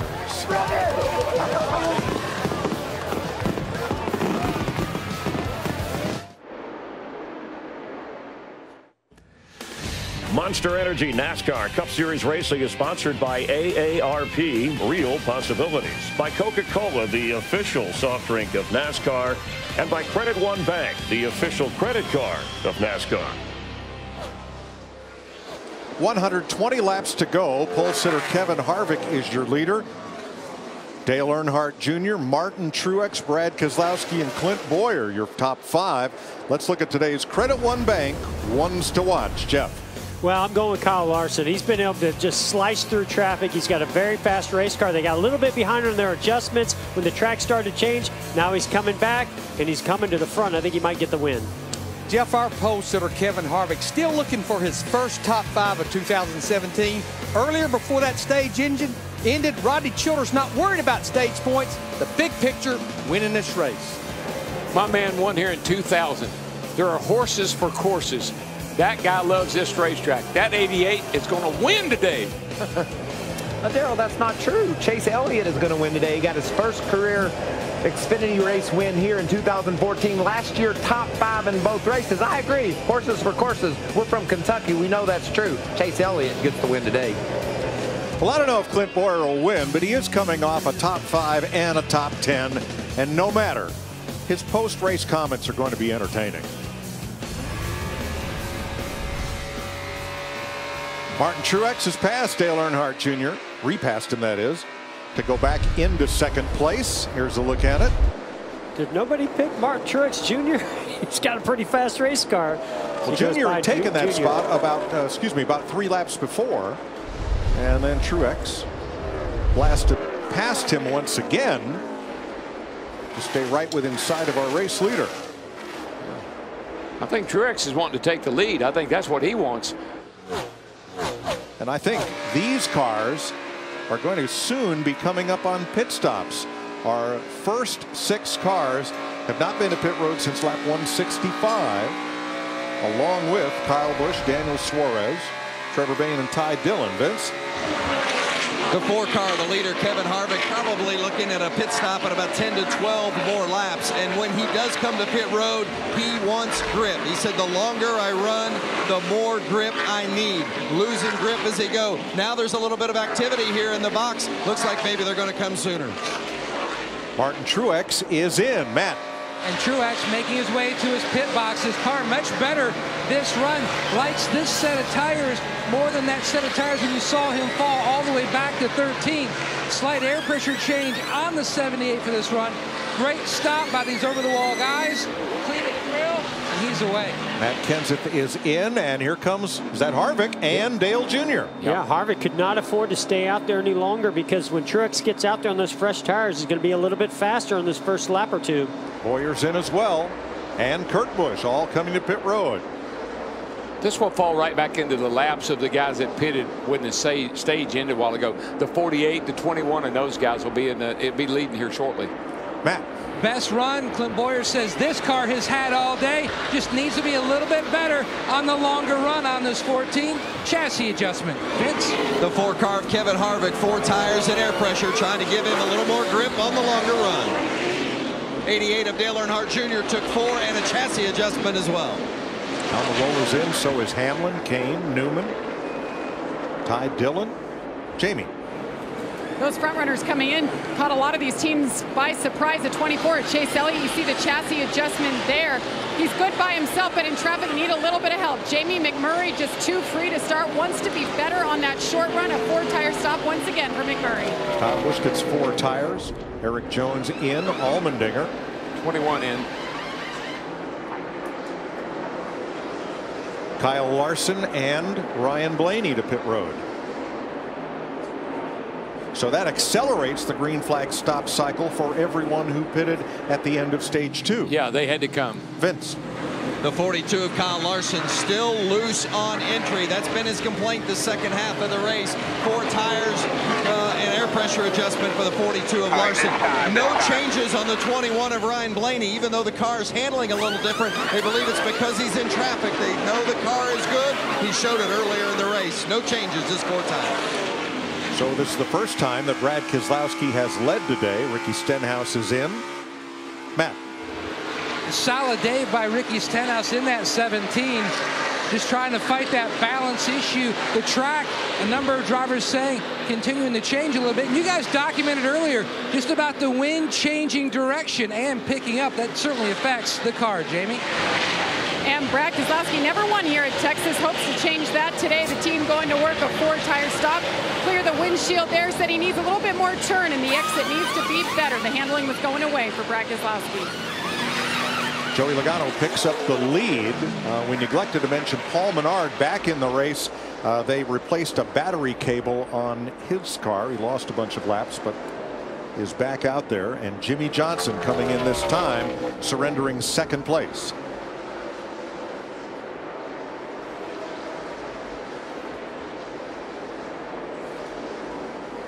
First time Logano has led today. That. And Jimmie Johnson looking to Texas to actually reset his season. Hasn't led a lap in 3 races. You can see they've already made that chassis adjustment. The car very close here on the 48. Good stop. So that leaves Joey Logano, who's not pitted since lap 165, out on the racetrack. As we cycle through pit stops, David Reagan in.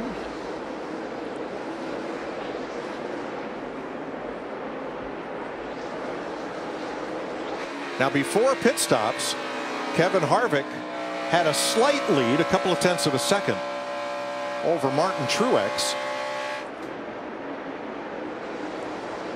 And that will be reversed once we complete this cycle. Yeah, and it goes back to the, yeah, there's some things that happen on pit road, but also that lap on track, that one lap that Truex got out there ahead of Harvick. He had about a half a second more speed, or a couple tenths more speed, but he had about a second more speed for 1 lap, and that got him ahead of Harvick. I tell you what I watched those pit stops. That 21 bunch, that Wood Brothers bunch, they nailed that pit stop under green. He went into pits behind Jimmie Johnson. He came out of the pits in front of Jimmie Johnson. Great stop by the 21 crowd. So here comes Logano. This will complete the pit stop cycle. And Martin Truex's outlap 1.8 seconds faster than Harvick's outlap leaving the pits. That was the difference. Yeah, so the 1 lap he was out there on fresher tires while Harvick took 1 extra lap, and then the outlap was even faster by Truex. That's what turned the lead around. Vince? Joey Logano won this race in 2014. Top 5 both races last year. He has been solid again today, but he says it's a fair amount tighter this run, so they're going to make a chassis adjustment, try to give him a little freed up, and 4 tires. So that pit stop sequence began at lap 219 and lasted to 228. So still a bit of variance here between the leaders as far as the length of this next green flag run. Martin Truex Jr. now your leader in Texas.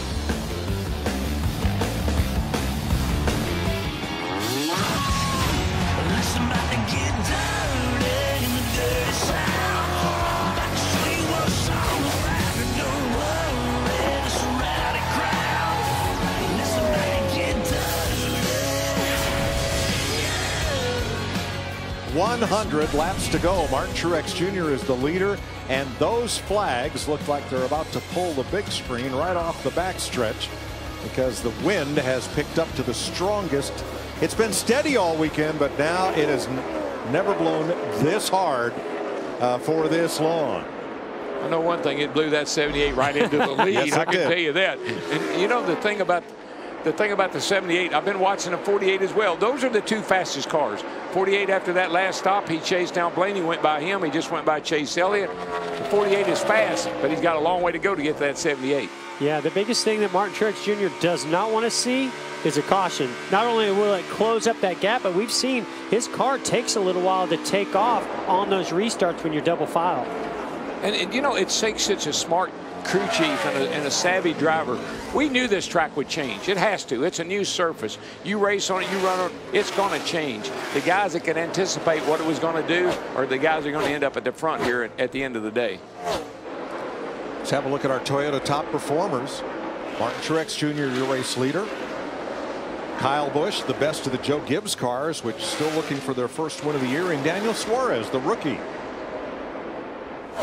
Third Toyota in line, and then Matt Kenseth. They're all on the lead lap. Denny Hamlin hanging on to the tail end of the lead lap now. Which is surprising because Hamlin's had his hands full with that car all day long. And Blaney, after the green flag pit stops, put everybody pretty much back on the same schedule. Now emerges in 9th place after that pass of Kyle Busch. And Keselowski, you know, he stayed out a little bit longer than some of our leaders. And I saw he was losing about a second a lap to those that were on fresh tires. So we'll see how this cycles out and plays out for him in the long run as we get to the end of this race. They might have a plan that we don't know about. You never know with Paul Wolfe. Paul Wolfe and he are contrarians. They're going to do something a little different than everybody else. We're watching our practice shows on FS1. We had a discussion about not just the youth movement in NASCAR, but where is the sweet spot in a driver's development from rookie to veteran. And here's a look at what we came up with. Drivers in their 30s have won 5 of the 6 races this year, have roughly half the top 10s, roughly half the top 5s, but the lion's share of the victories. Right now, 2 drivers in their 40s in the top 3. Long race, 500 miles takes patience, and I love what Harvick said. You got to kind of take care of your stuff. I know you got a long way to go. Young guns looking for their first win. You don't want to empty the bucket before you get to the end. I got to give a lot of credit to Texas Motor Speedway. I mean, typically a repave, you know, we see single file racing right around the bottom. We've not seen that today. We've seen all kinds of actions. We see Jimmie Johnson closing up on the back end of Kyle Larson. That shows you how strong Jimmie Johnson's race car is right now. If he can pass Larson, boy, that's a lot of strength. But this racetrack's been very, you know, a couple different grooves. We've seen cars jumping sideways, cars good at the beginning of a run, the end of a run. We've seen passing. We've seen a lot of action. I'm loving this. To prepare the track, they used that tire monster and worked rubber into the track in the bottom groove. That left the drivers hesitant to work their way up the racetrack and work in a second groove. So after yesterday's Xfinity race, Texas Motor Speedway yesterday put driving schools out there in the upper groove. They took their tire monster and the tire dragon from Kentucky. That's what this looks like, abrading those tires and getting rubber into the racetrack in the upper groove. You notice to get rubber into the track. You notice the tires spin backwards. The tires turn backwards. That's how they put the rubber into the track. Get that heat and friction and load that tire. And that is the exact same tire compound that these drivers are on today. I think for the second week, I think the best tire I've ever seen in Martinsville was last week. And you got to run. They did not run a tire test here. They took the Kentucky data. This is a Kentucky tire, and said that's what we need for Texas. How in the world would they know that? Just years of experience. Denny Hamlin going a lap down. Well, they did a great job preparing the surface. We've got an exciting race with 90 laps to go and Martin Truex in the lead. From Texas Motor Speedway, NASCAR on Fox Live, and a quick eBay Motors race break just to kind of get you caught up to date with 79 laps to go. We've only had 5 leaders today with Michael Waltrip, Chris Myers, Martin Truex Jr. in command now, the only Toyota who's led. And Michael, coming in the previous 30 races, no driver had more wins than this man. 5 victories. And leads laps, lots of laps. The car is fast today, but you can see, Chris, even leading the race, he's bobbling around. That wind is playing havoc with these cars, especially off turn 4. Kevin Harvick currently running second. The pole sitter has led the second most laps. He's also turned the fastest lap today, just over 190 miles per hour. He's been an interesting guy to follow today. His car hasn't been handling like I think he expected it to, but he and his crew chief Rodney Childers worked really hard together, and he's in a position to win this race. Well, we know about Jimmie Johnson in qualifying, and then, of course, he had the fast time in practice to finish up. His quote was, I think we used up all our luck at Homestead last year, and no top 5 finishes, obviously no wins this year, but he's in position here. He's been hanging around, crafty enough, and 6 wins in the bag already in Texas. Yeah, and he's fixing to take over the 5th position, moving past Clint Boyer. That car is on a rail, Chris. The lap times for Jimmie Johnson lately have been faster than everybody. Look, he gets in a bit of a bind there. The car washes up the hill 3 wide, but he marches off turn 2 with that 5th position. Yeah, and Kyle Larson right there with him, already 1 win this season after a number of second-place finishes. Came from the back twice, so we know this is a good car, but this track will change. It'll continue to change all day long. Dale Earnhardt Jr. with no top 10s, not just this year, but going back to the last 16 races, in position running 3rd in the 88 for Hendrick Chevrolet. And yeah, and what a strong performance it's been for Jr. We talked to him before the race. He seemed confident about his car, thought he had something he could race him with, running in the 3rd position, running lap times that are matching 2nd place Kevin Harvick. So good run for Dale Jr. Yeah, the only driver, we talk about stage racing, who has driven for the cycle this year, winning the first 2 stages and the race, is Martin Truex Jr. But you've added a new element. And of course, if Ryan Blaney could rally after winning the first 2 stages, he could get the trifecta by winning this race. He has to make up some ground, though. Yeah, he does. And to think about this, Chris, he was dominant early. He got caught back in traffic. He's still got a very strong car. You can see him racing inside the top 10. That's Chase Elliott and Clint Boyer just ahead of him. So he could still win this race. Think about this. I talk about the track changing. Blaney was strong early. A couple of years ago, Brad Keselowski led 312 laps in this race, only to be passed by Jimmie Johnson with 6 to go. That tells you all the way to the checkered, these crew chiefs will have to be making adjustments in order to be right at the end. Yeah, the leader of the most laps, not necessarily a sign that you're going to win the race, but under 79 to go, side by side. You won't miss a thing. We are live, NASCAR on Fox here in Texas. That was your eBay Motors race break.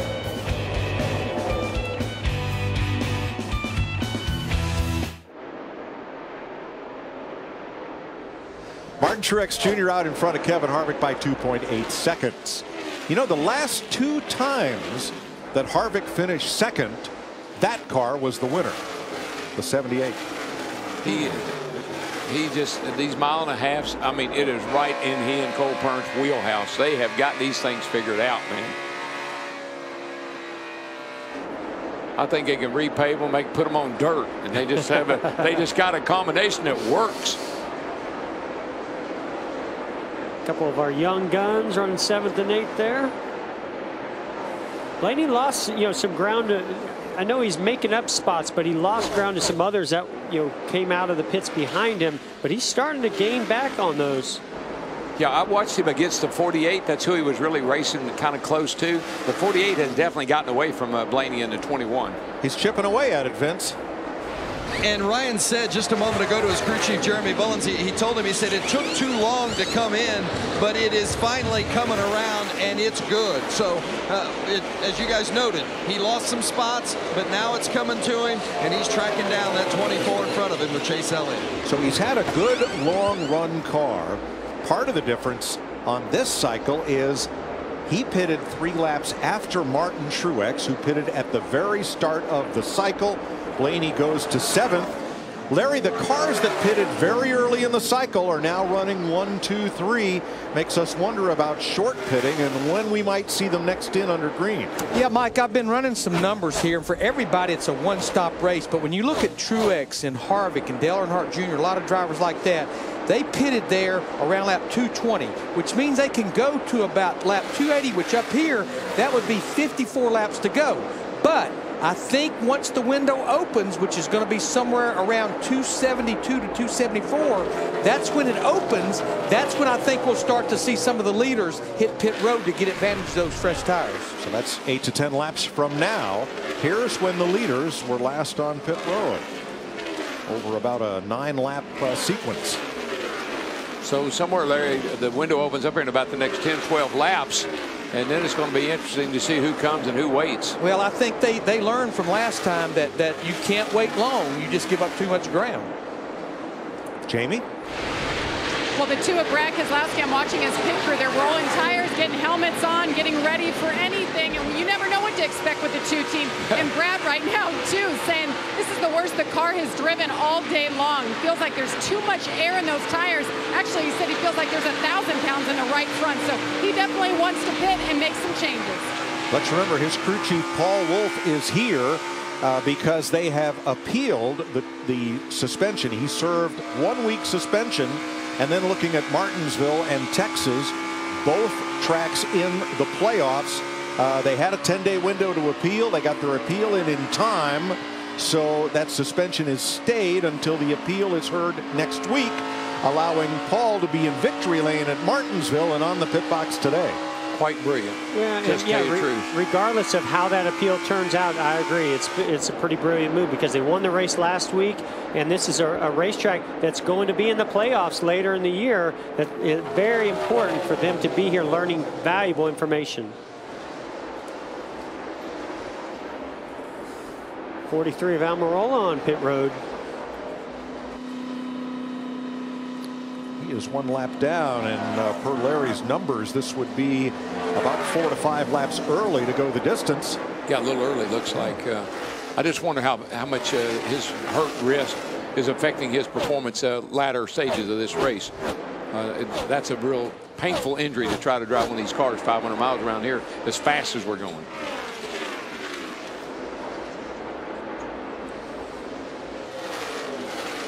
Four tires for Almirola and back out with 65 laps to go.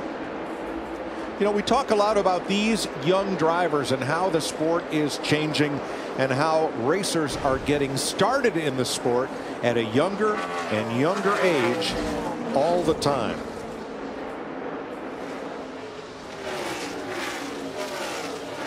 The reason I drive a race car is number one, I grew up always, liking cars as a kid and wanted to be involved with them. Didn't know how. But once I got my first race, I just knew it was something I wanted to do for a long time. I think growing up and racing my whole life, being around it from the time I was born, every weekend was built around what happened at the racetrack that weekend, whether it was my dad or my grandfather. No secret of my dad's success, and I'll be the first one to tell you I've been very lucky with the opportunities I've had over the years and just growing up around the racetrack. I love the competitiveness. Not only that, it's family. It's what I know. Ever since I could remember, I was at one with my dad. A pretty neat thing to be brought up kind of in the garage area, and you learn it at a young age, and then you kind of learn more about the outside and how much actually goes into, actual racetracks and cars. It's just a lot of fun right off the bat, and that fun hasn't faded away one bit. It's definitely shaped me to be who I am in a way that I have a lot of respect for the history of this sport. It was a lot of fun, so I wouldn't have it any other way. I think it's good to see new faces as time goes. I think the excitement and some of the different styles of racing that these guys are going to bring in, I think is going to be good for the sport and fun to watch. So many of these young drivers grew up in the sport. Well, pit stops have begun at lap 272 with 62 to go. Vince. Dale Earnhardt Jr. said he was a little tight in 3 and 4 at the beginning of that run. Right side tires here now going over there to the left side. It's going to be a 4-tire change for the 88, Matt. And Clint Boyer in the 14 just way too free on entry, and that was one way why the 21 could take their air off and take their position. Meanwhile, Martin Truex Jr. in, looking for his second win this year. Right side's going on. His car is so tough on the long haul. Chris Taylor, issues on the left side. They had to wait on the jack. Chris Taylor was just sitting there waiting to hit those lugs. Vince. The 4 of Kevin Harvick is in. Harvick has said the car held on longer that time, but he still needs a little bit more grip. Slight adjustment to the 4.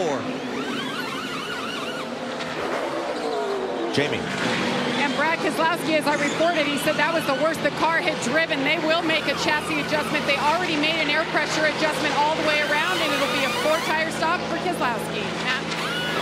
And Jimmie Johnson, already on the left side of the car, said his car just a little bit on the free side, Vince. The 42 of Kyle Larson says he thinks the track is heating up because the car just keeps getting looser and looser as they go. Try to give him a little bit more security on those adjustments. Well, that cyclist Joey Logano back to the lead. Remember, Logano was 9 laps after Martin Truex, coming to pit road on the last green flag cycle. Mike, the surface of the track, I mean, it looks almost slick. It's so smooth. There's so much grip out there in the track. I think that's why we're hearing drivers complain about tire buildup, cars changing a little bit. This track has definitely gone through some sort of transition that these guys were not anticipating. You can see how much rubber's been laid down on the racetrack. That'll affect the grip and how this track will change as well. Martin Truex crew had trouble on the left rear and a stop that it was in excess of 15 seconds. Truex had a 3.2 lead over Harvick prior to stops and comes out behind him. Denny Hamlin driving through too many pit boxes on exit. Hamlin just had a terrible day. His car is not anywhere near where he needs it to be, and then have that happen. That's even insult to injury. So Logano tied Dillon, and Danica Patrick have not yet made stops under this cycle. Not exactly sure what there is to gain with the 22 being out front, because he's just losing valuable time. Even if the caution comes out, he'll come in and others will probably stay out because they can go all the way to the end. Larry, what do you think about that strategy? Oh, got some action here with Keselowski and the 42 of Larson as they go by the 22 of Logano. Yeah, no question, Joey Logano on that 22. You can just see the ground he's losing right there. But Todd Gordon, his crew chief, he's playing the card of trying to get a caution and trap some cars down, because if he goes the same distance he did earlier, he can go to about. Oh, Blaney got into the. Did he get into the back didn't, there? but he got boxed. No, the 2 got to the outside of him and sucked the back end around. He almost came around. Great save, but he's going to lose a lot of time and some positions. He just got boxed behind that slower car, and he had to get on the brake, and the car got loose. Try to move up here, but the 2's going to get to the outside of him. When he does, oh, the 83 checks up a little bit. He had to check up. Great save. That could have been a big wreck. It was so close to working for him. He almost was able to shoot the gap, but it closed, and he wasn't able to make it. Oh, yeah. Oh, man. I think he may have just gave 83 a little body shot. Yeah, I think he wanted to let Corey LaJoie just now. No, he had the lane on the outside, but LaJoie slipped up in front of him. It's bad when a young guy complains about another young guy. Tell that young guy to get out of my way. And then watch Blaney not happy with Corey LaJoie. Bam. It was a little body slam. That's a chance I'm not sure I'd be willing to take when I had a car that possibly could win this race. I wouldn't want to get it all banged up. That's the adrenaline and the frustration that happens. You feel like that move may have just cost you the win. Rein it in, son. Rein it in. I'm sorry, Larry, I interrupted you. No, I mean, that was worth interrupting. But yeah, Joey Logano can run about 9 more laps till about 44 to go if they stay on this plan. Well, Jimmie Johnson just went past his teammate like Dale Jr. was stopped right there. It's showtime, and remember in his interview, he said, you may not talk about it at the first stage, you may not talk about it at the second stage. We're 500 milers. That thing will come to us. Watch us at the end. Watch him pretty close, I might say. This thing is anything but over. Jimmie Johnson's starting to smell blood in the water. Oh, baby, he's on the gas. And it's been a tough start to this season for him. He wants this bad. He wants to take all those naysayers that are doubting him and this team and saying, don't count us out yet. Look, he's supposed to win Martinsville. He's really good at Martinsville. He didn't win Martinsville. He comes into this race. He's supposed to win this race. You got to perform at tracks where they're your tracks, where they're in your wheelhouse. You got to get it done on a day like today. Joey Logano and team hoping for a caution before he has to make his pit stop. We'll keep it right here with 51 laps to go. 47 laps to go. Joey Logano still leading. Aerial coverage from Goodyear. Everything they learn making tires for the grueling demands of NASCAR inspires what rolls into yours. Goodyear, official tire of NASCAR. Joey Logano was last on pit road 60 laps ago. Larry, how far can he go? Well, again, I think we're going to see him on pit road in the next couple of laps. But, Mike, when I look at the trends of the race, I want to be a little careful with that because this is a new surface. But when I look at the last 10 spring races here, we've had a caution with 53 laps to go on the average, which we've already crossed that mark. But 4 times in those 10 in the last 25 laps, and twice we've been to overtime. We're hearing Logano is coming this time. Yeah, he's I see him slowing down. He's getting ready to bring her on pit road. Yep, there he comes. This will complete the cycle of pit stops.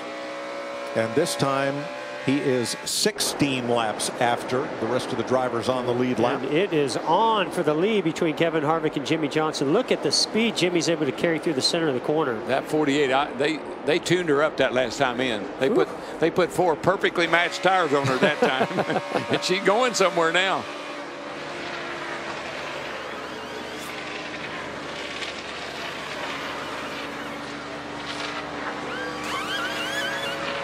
So Logano gets 4 tires, but will fall to the tail end of the lead lap as Harvick, the new leader, tries to hold off Jimmie Johnson.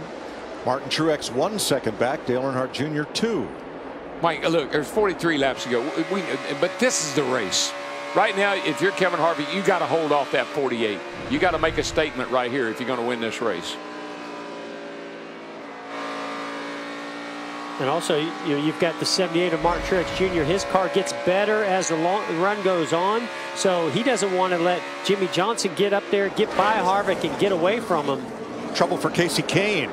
He went way up high coming out of turn 2, dropped down to the apron, and he's headed for pit road. It looked like his troubles started back on the front stretch. Yeah, I don't see any tires all look up, so I don't think it's a tire issue. A little bit of smoke somewhere. Did he brush? Whoa. Yeah. Yeah, she got loose. Maybe it does have a tire down. That's what that looked like.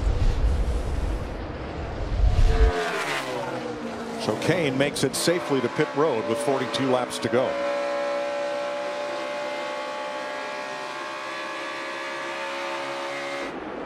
Now Jimmy's been able to catch Kevin Harvick here, but can he get by him? He's certainly a lot faster. Closing in on him is one thing, but actually being able to get a big enough run and get the momentum to pass him is going to be a little bit different. He's going to have to search around here a little bit. Yeah, well, the thing that the 78 Martin Truex is hoping that they race each other long enough that he can catch up, because he's catching pretty quick. 5th place battle on the right.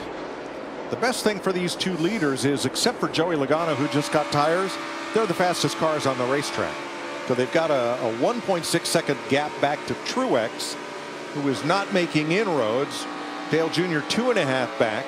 So it really is. It's a race between these 2. Yeah, I think right now, I'm just serious about that. I think you make a statement right here. You hold him off. You show it. You can't pass me. You don't have the car. I'm faster than you are. Hopefully, things will settle down and I can run this thing to the end. Yeah, I think there's a couple different strategies. One for Kevin Harvick, hold that line, stay on the bottom, make it difficult for Jimmie Johnson to get close and make him work those tires. For Jimmie, he's got to be patient. He's got to pick and choose when he's going to be aggressive. Don't use up your equipment, abuse those tires, build the air pressures up, and in a way where you can't get a run or get you need to pass him on this long run. What did Kevin Harvick tell us?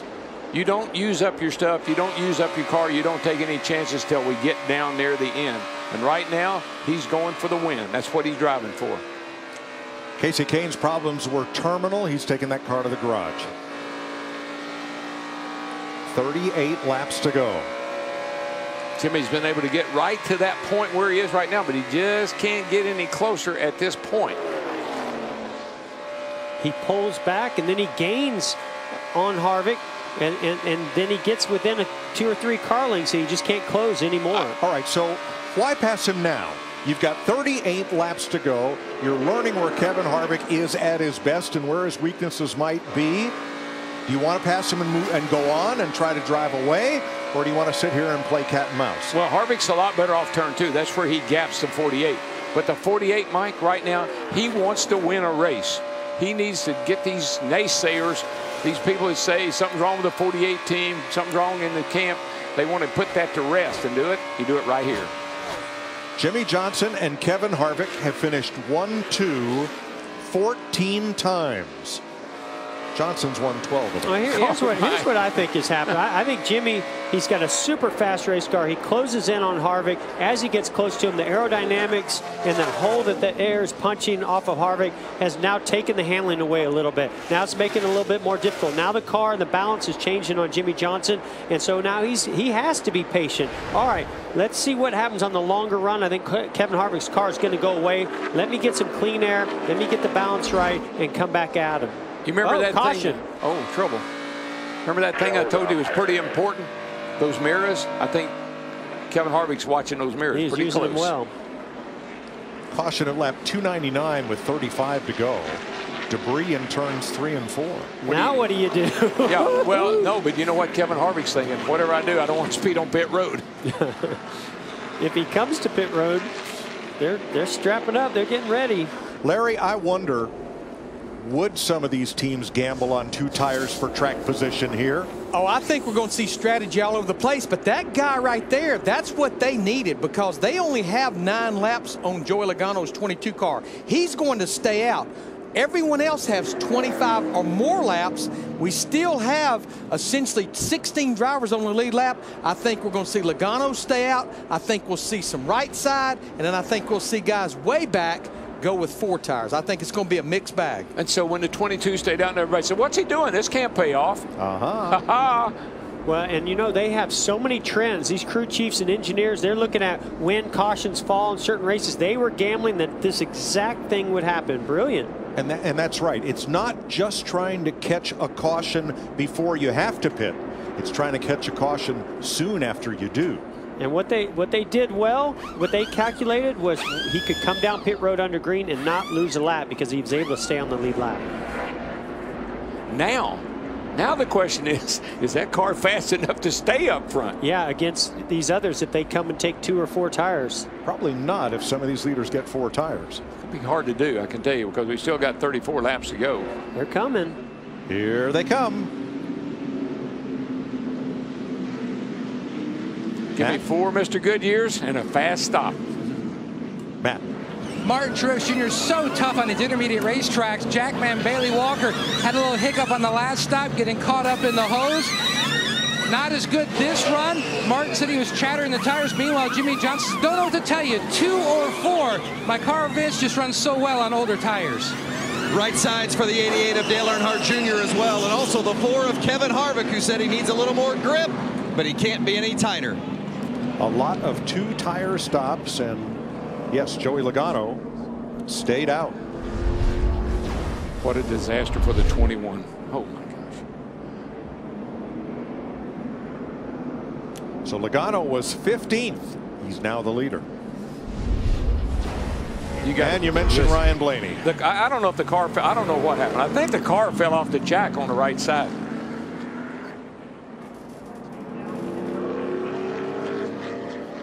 .33 laps to go. Does this change everything? Stick around. All right, Joey Logano did not stop. Kevin Harvick, Jimmie Johnson, Martin Truex, 2 tires apiece. Kyle Larson, Dale Jr., McMurray, Keselowski, Boyer, Elliott. And what happened to Ryan Blaney? He slid through his pits, was over the line. They had to drop the jack, back him up to complete the service. So Blaney, who's led 148 laps today, is 16th. Boy, I don't know if Logano has a car to get it done today, but you're about to see him drive the wheels off this thing. I want to try, I know that. 20 lead lap cars, 30 laps to go to settle it. Pretty even start there. Truex would sure like to get to the outside, but he's afraid to go any further.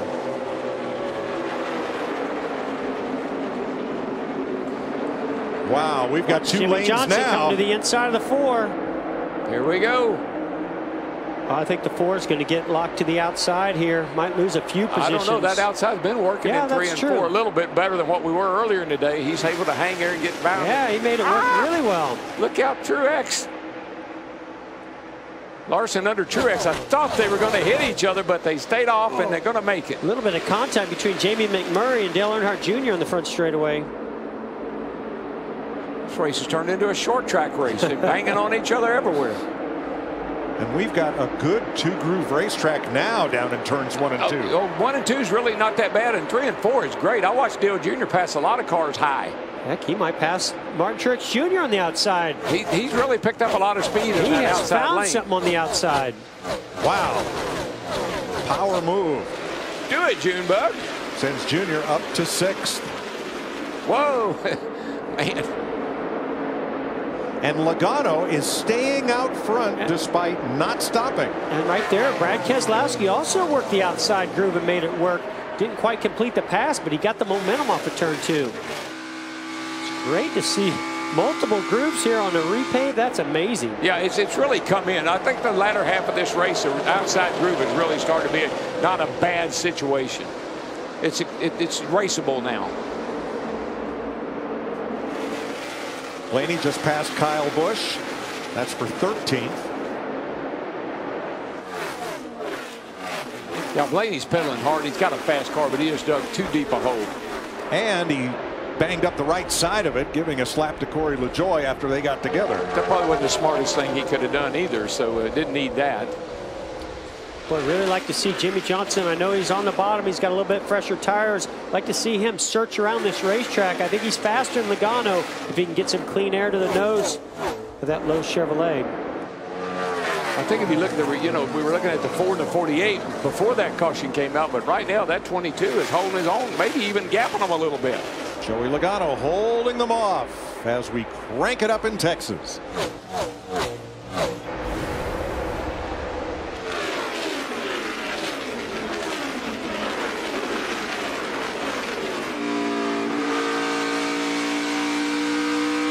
One back bottom.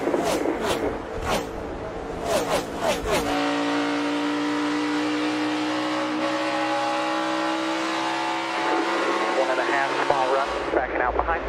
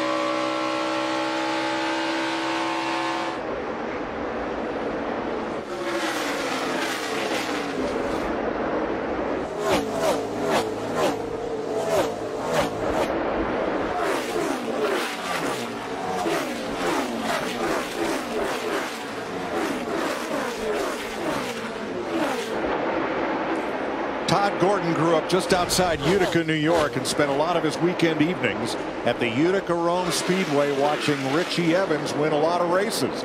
He's a former driver. He is now Joey Logano's crew chief, and his contrary strategy has put Logano out front.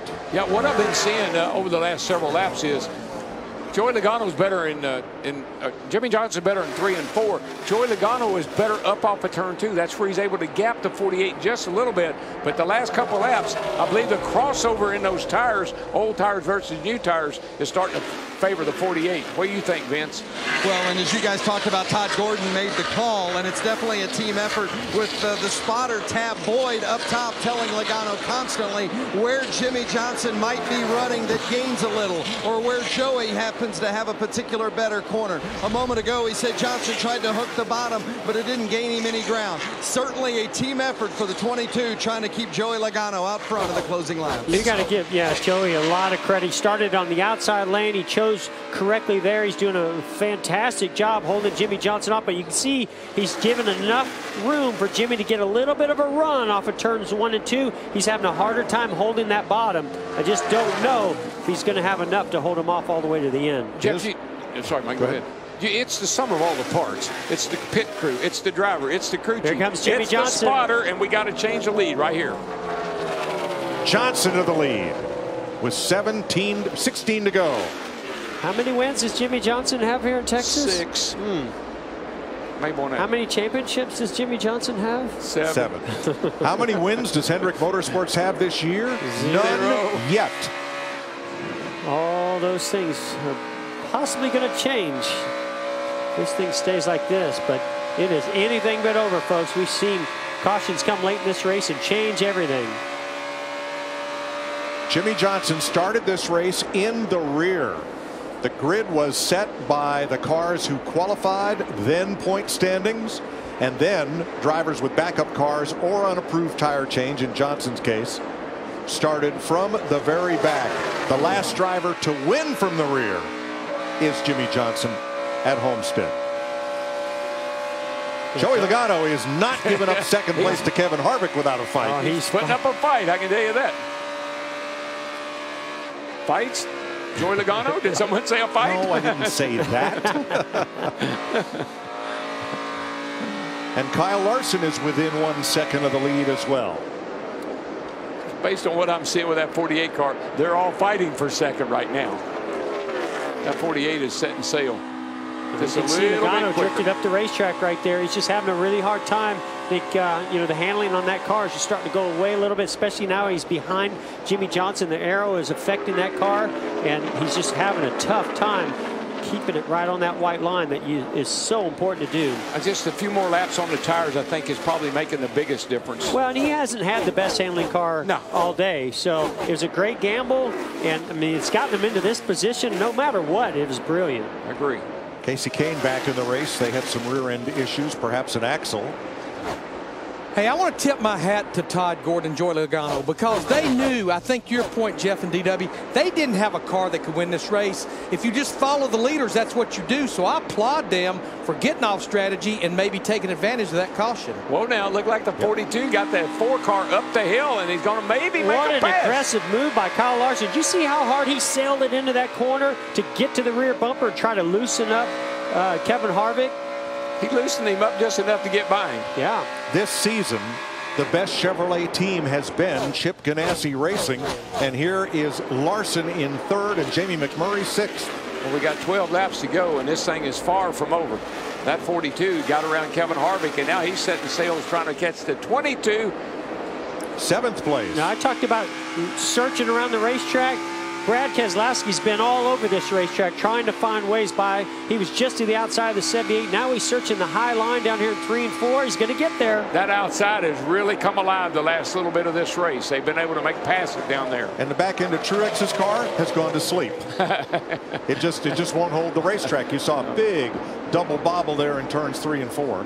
Man, you just got to love Brad Keselowski's tenacity. The kid never gives up. I mean, he's a great race car driver. He really is. He searches, he fine tunes, he gives great information, and he fights hard on the racetrack for those positions. Oh, he's not going to give you much, I can tell you that. We got a real battle here. I tell you, the 42 and the 22, they got a little battle going here.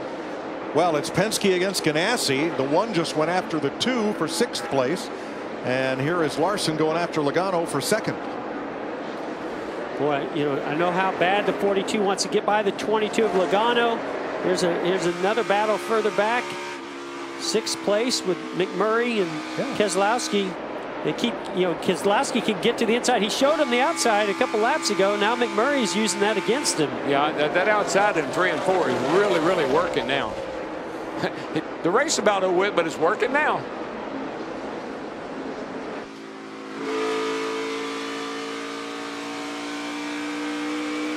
I think he's going to clear him right here, jump up in front of McMurray, complete that pass. 6th place for Brad. Jimmie Johnson leading by half a second. The 42 is fast right now, so let's stay on it. Let's put some good wins together. That 42 is pretty fast. These 3 cars back. Hey Jeff, that 42 is pretty fast. He's been fast all day. You know, he's worked himself. He worked hard today to get back up there at the end of the day. Yeah, the best thing for Jimmie Johnson right now is the 22 of Logano in between them, and the laps are winding down. Yep, 7 to go. 6 this time. Ooh, a little bump right there. Could see Larson was on the apron, kind of clipped that white line, hit that bump, and it upset his car. I think sometimes, Jeff, and it's really maturity and experience and what you learn. You get to a point you say, okay, I'm over driving my car. I don't want to mess up. I'm going to settle for what I got. Well, coming to 5 laps to go, Rick Hendrick has 2 cars in the top 5. Jimmie Johnson leading. Dale Earnhardt Jr. in 5th. Jr. looking for his first top 5 finish since Pocono last June. Yeah, he likes his place. And Chase Elliott back in 9th place, so 3 in the top 10.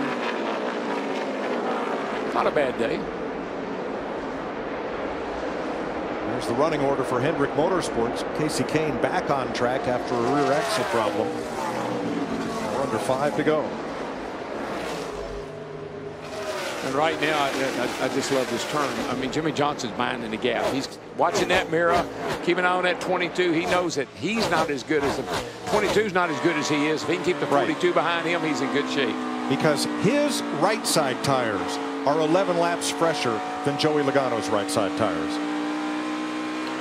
All due to race strategy, but that's what makes Joey Logano a 2nd place car instead of, as Larry pointed out, maybe a 12th to 15th place car was that strategy. Yeah, absolutely. I am a little surprised Jimmie Johnson has not been able to build a bigger gap. I really expected when he got in front of Logano, he'd just pull away, but he really hasn't. What that's doing, that's giving this opportunity not only to Logano, but on board here with Kyle Larson. If he can get by the 22, he might be able to get up there and make something out of this before this thing's over. But again, just running out of laps, 3 to go. When you've got 80 wins and you won 6 at this racetrack, I think he's just kind of keeping everybody at bay. I think he's got a little left in the tank if he needed it. He's doing all that he needs to. That's it. Logano is his best friend right now because Joey Logano is holding Kyle Larson at 3rd. Larson got a good run off do the same thing 4. He did to Harvick right here. He gets right on his bumper trying to get him loose. Yeah, it's going to work. Here he comes. Got the nose under him. I think he's got the pass made off turn 2 right there.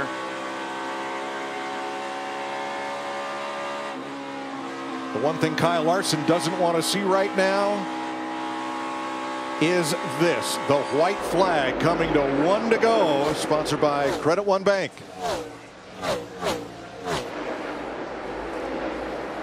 Larson is 0.8 of a second back. Closing.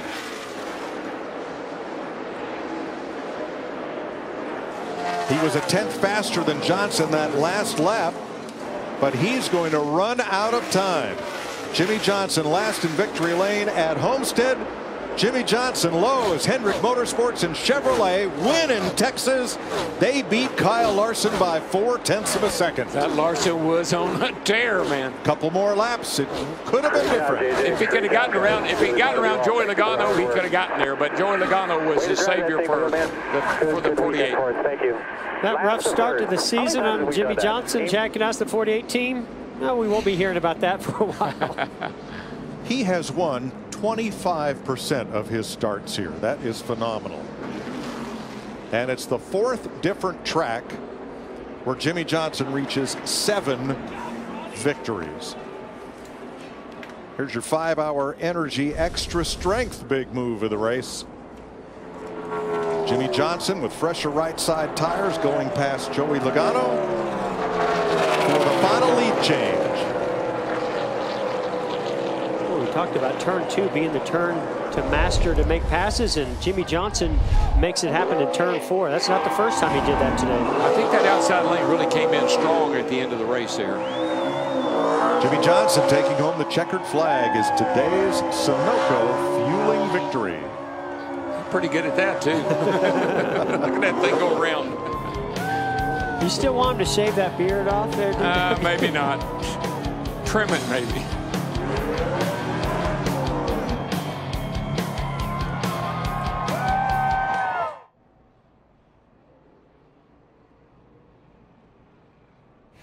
All 7 time, that finger in the air, maybe the 48 going for 8. He's in the playoffs. We're 19 races away. Another championship not too far off for Jimmie Johnson.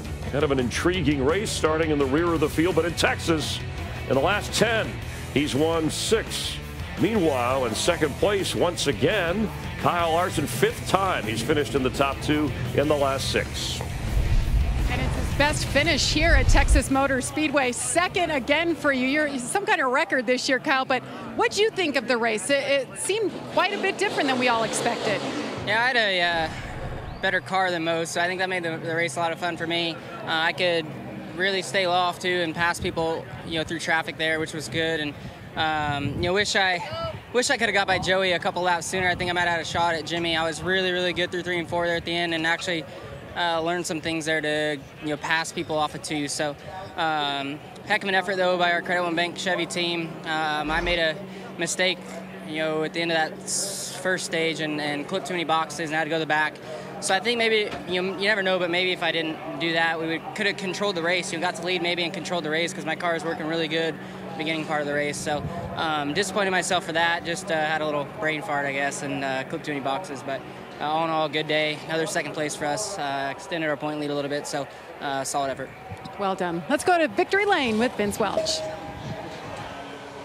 Jimmie Johnson has just pulled into victory lane, and so much has been written and said about him having just 1 top 10 coming in to the race today. Brought out some critics and doubters, but Texas is his tonic. Jimmie Johnson lassos his 7th win at Texas Motor Speedway. They say everything's bigger in Texas. Jimmie, how big was this one? I guess I remembered how to drive, and I guess this team remembered how to do it. Just real proud of this team. What a tough track and tough conditions. Really in our wheelhouse, and we're just able to execute all day. Have to thank everybody at Lowe's, Chevy, Valvoline, Gatorade, the fans, our title sponsor. It's hot in there. I got cooked in the car today. We didn't have any fluids, so not feeling the best, but we got it to victory lane. So proud of the fight in this race team. I can't wait to celebrate this off weekend with my family and friends and really enjoy this. Last to first, you went through the adversity of spinning and qualifying, had to start at the back of the field today. At what point did you feel like, hey, I think we've got something, we're going to possibly win this one today? Probably the 2nd or 3rd run, I knew we were in good shape. From there, off we went. It was so tough those first 20, 30 laps in traffic.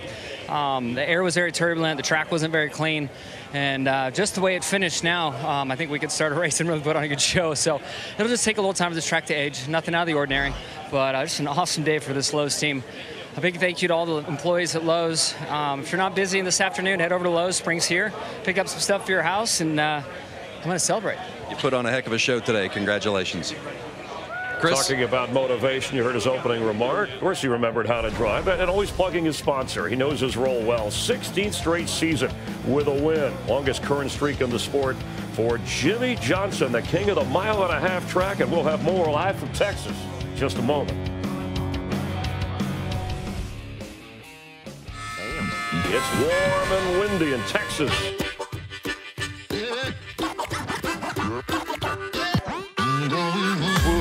That was an intense start. Big crash out of turn number 2.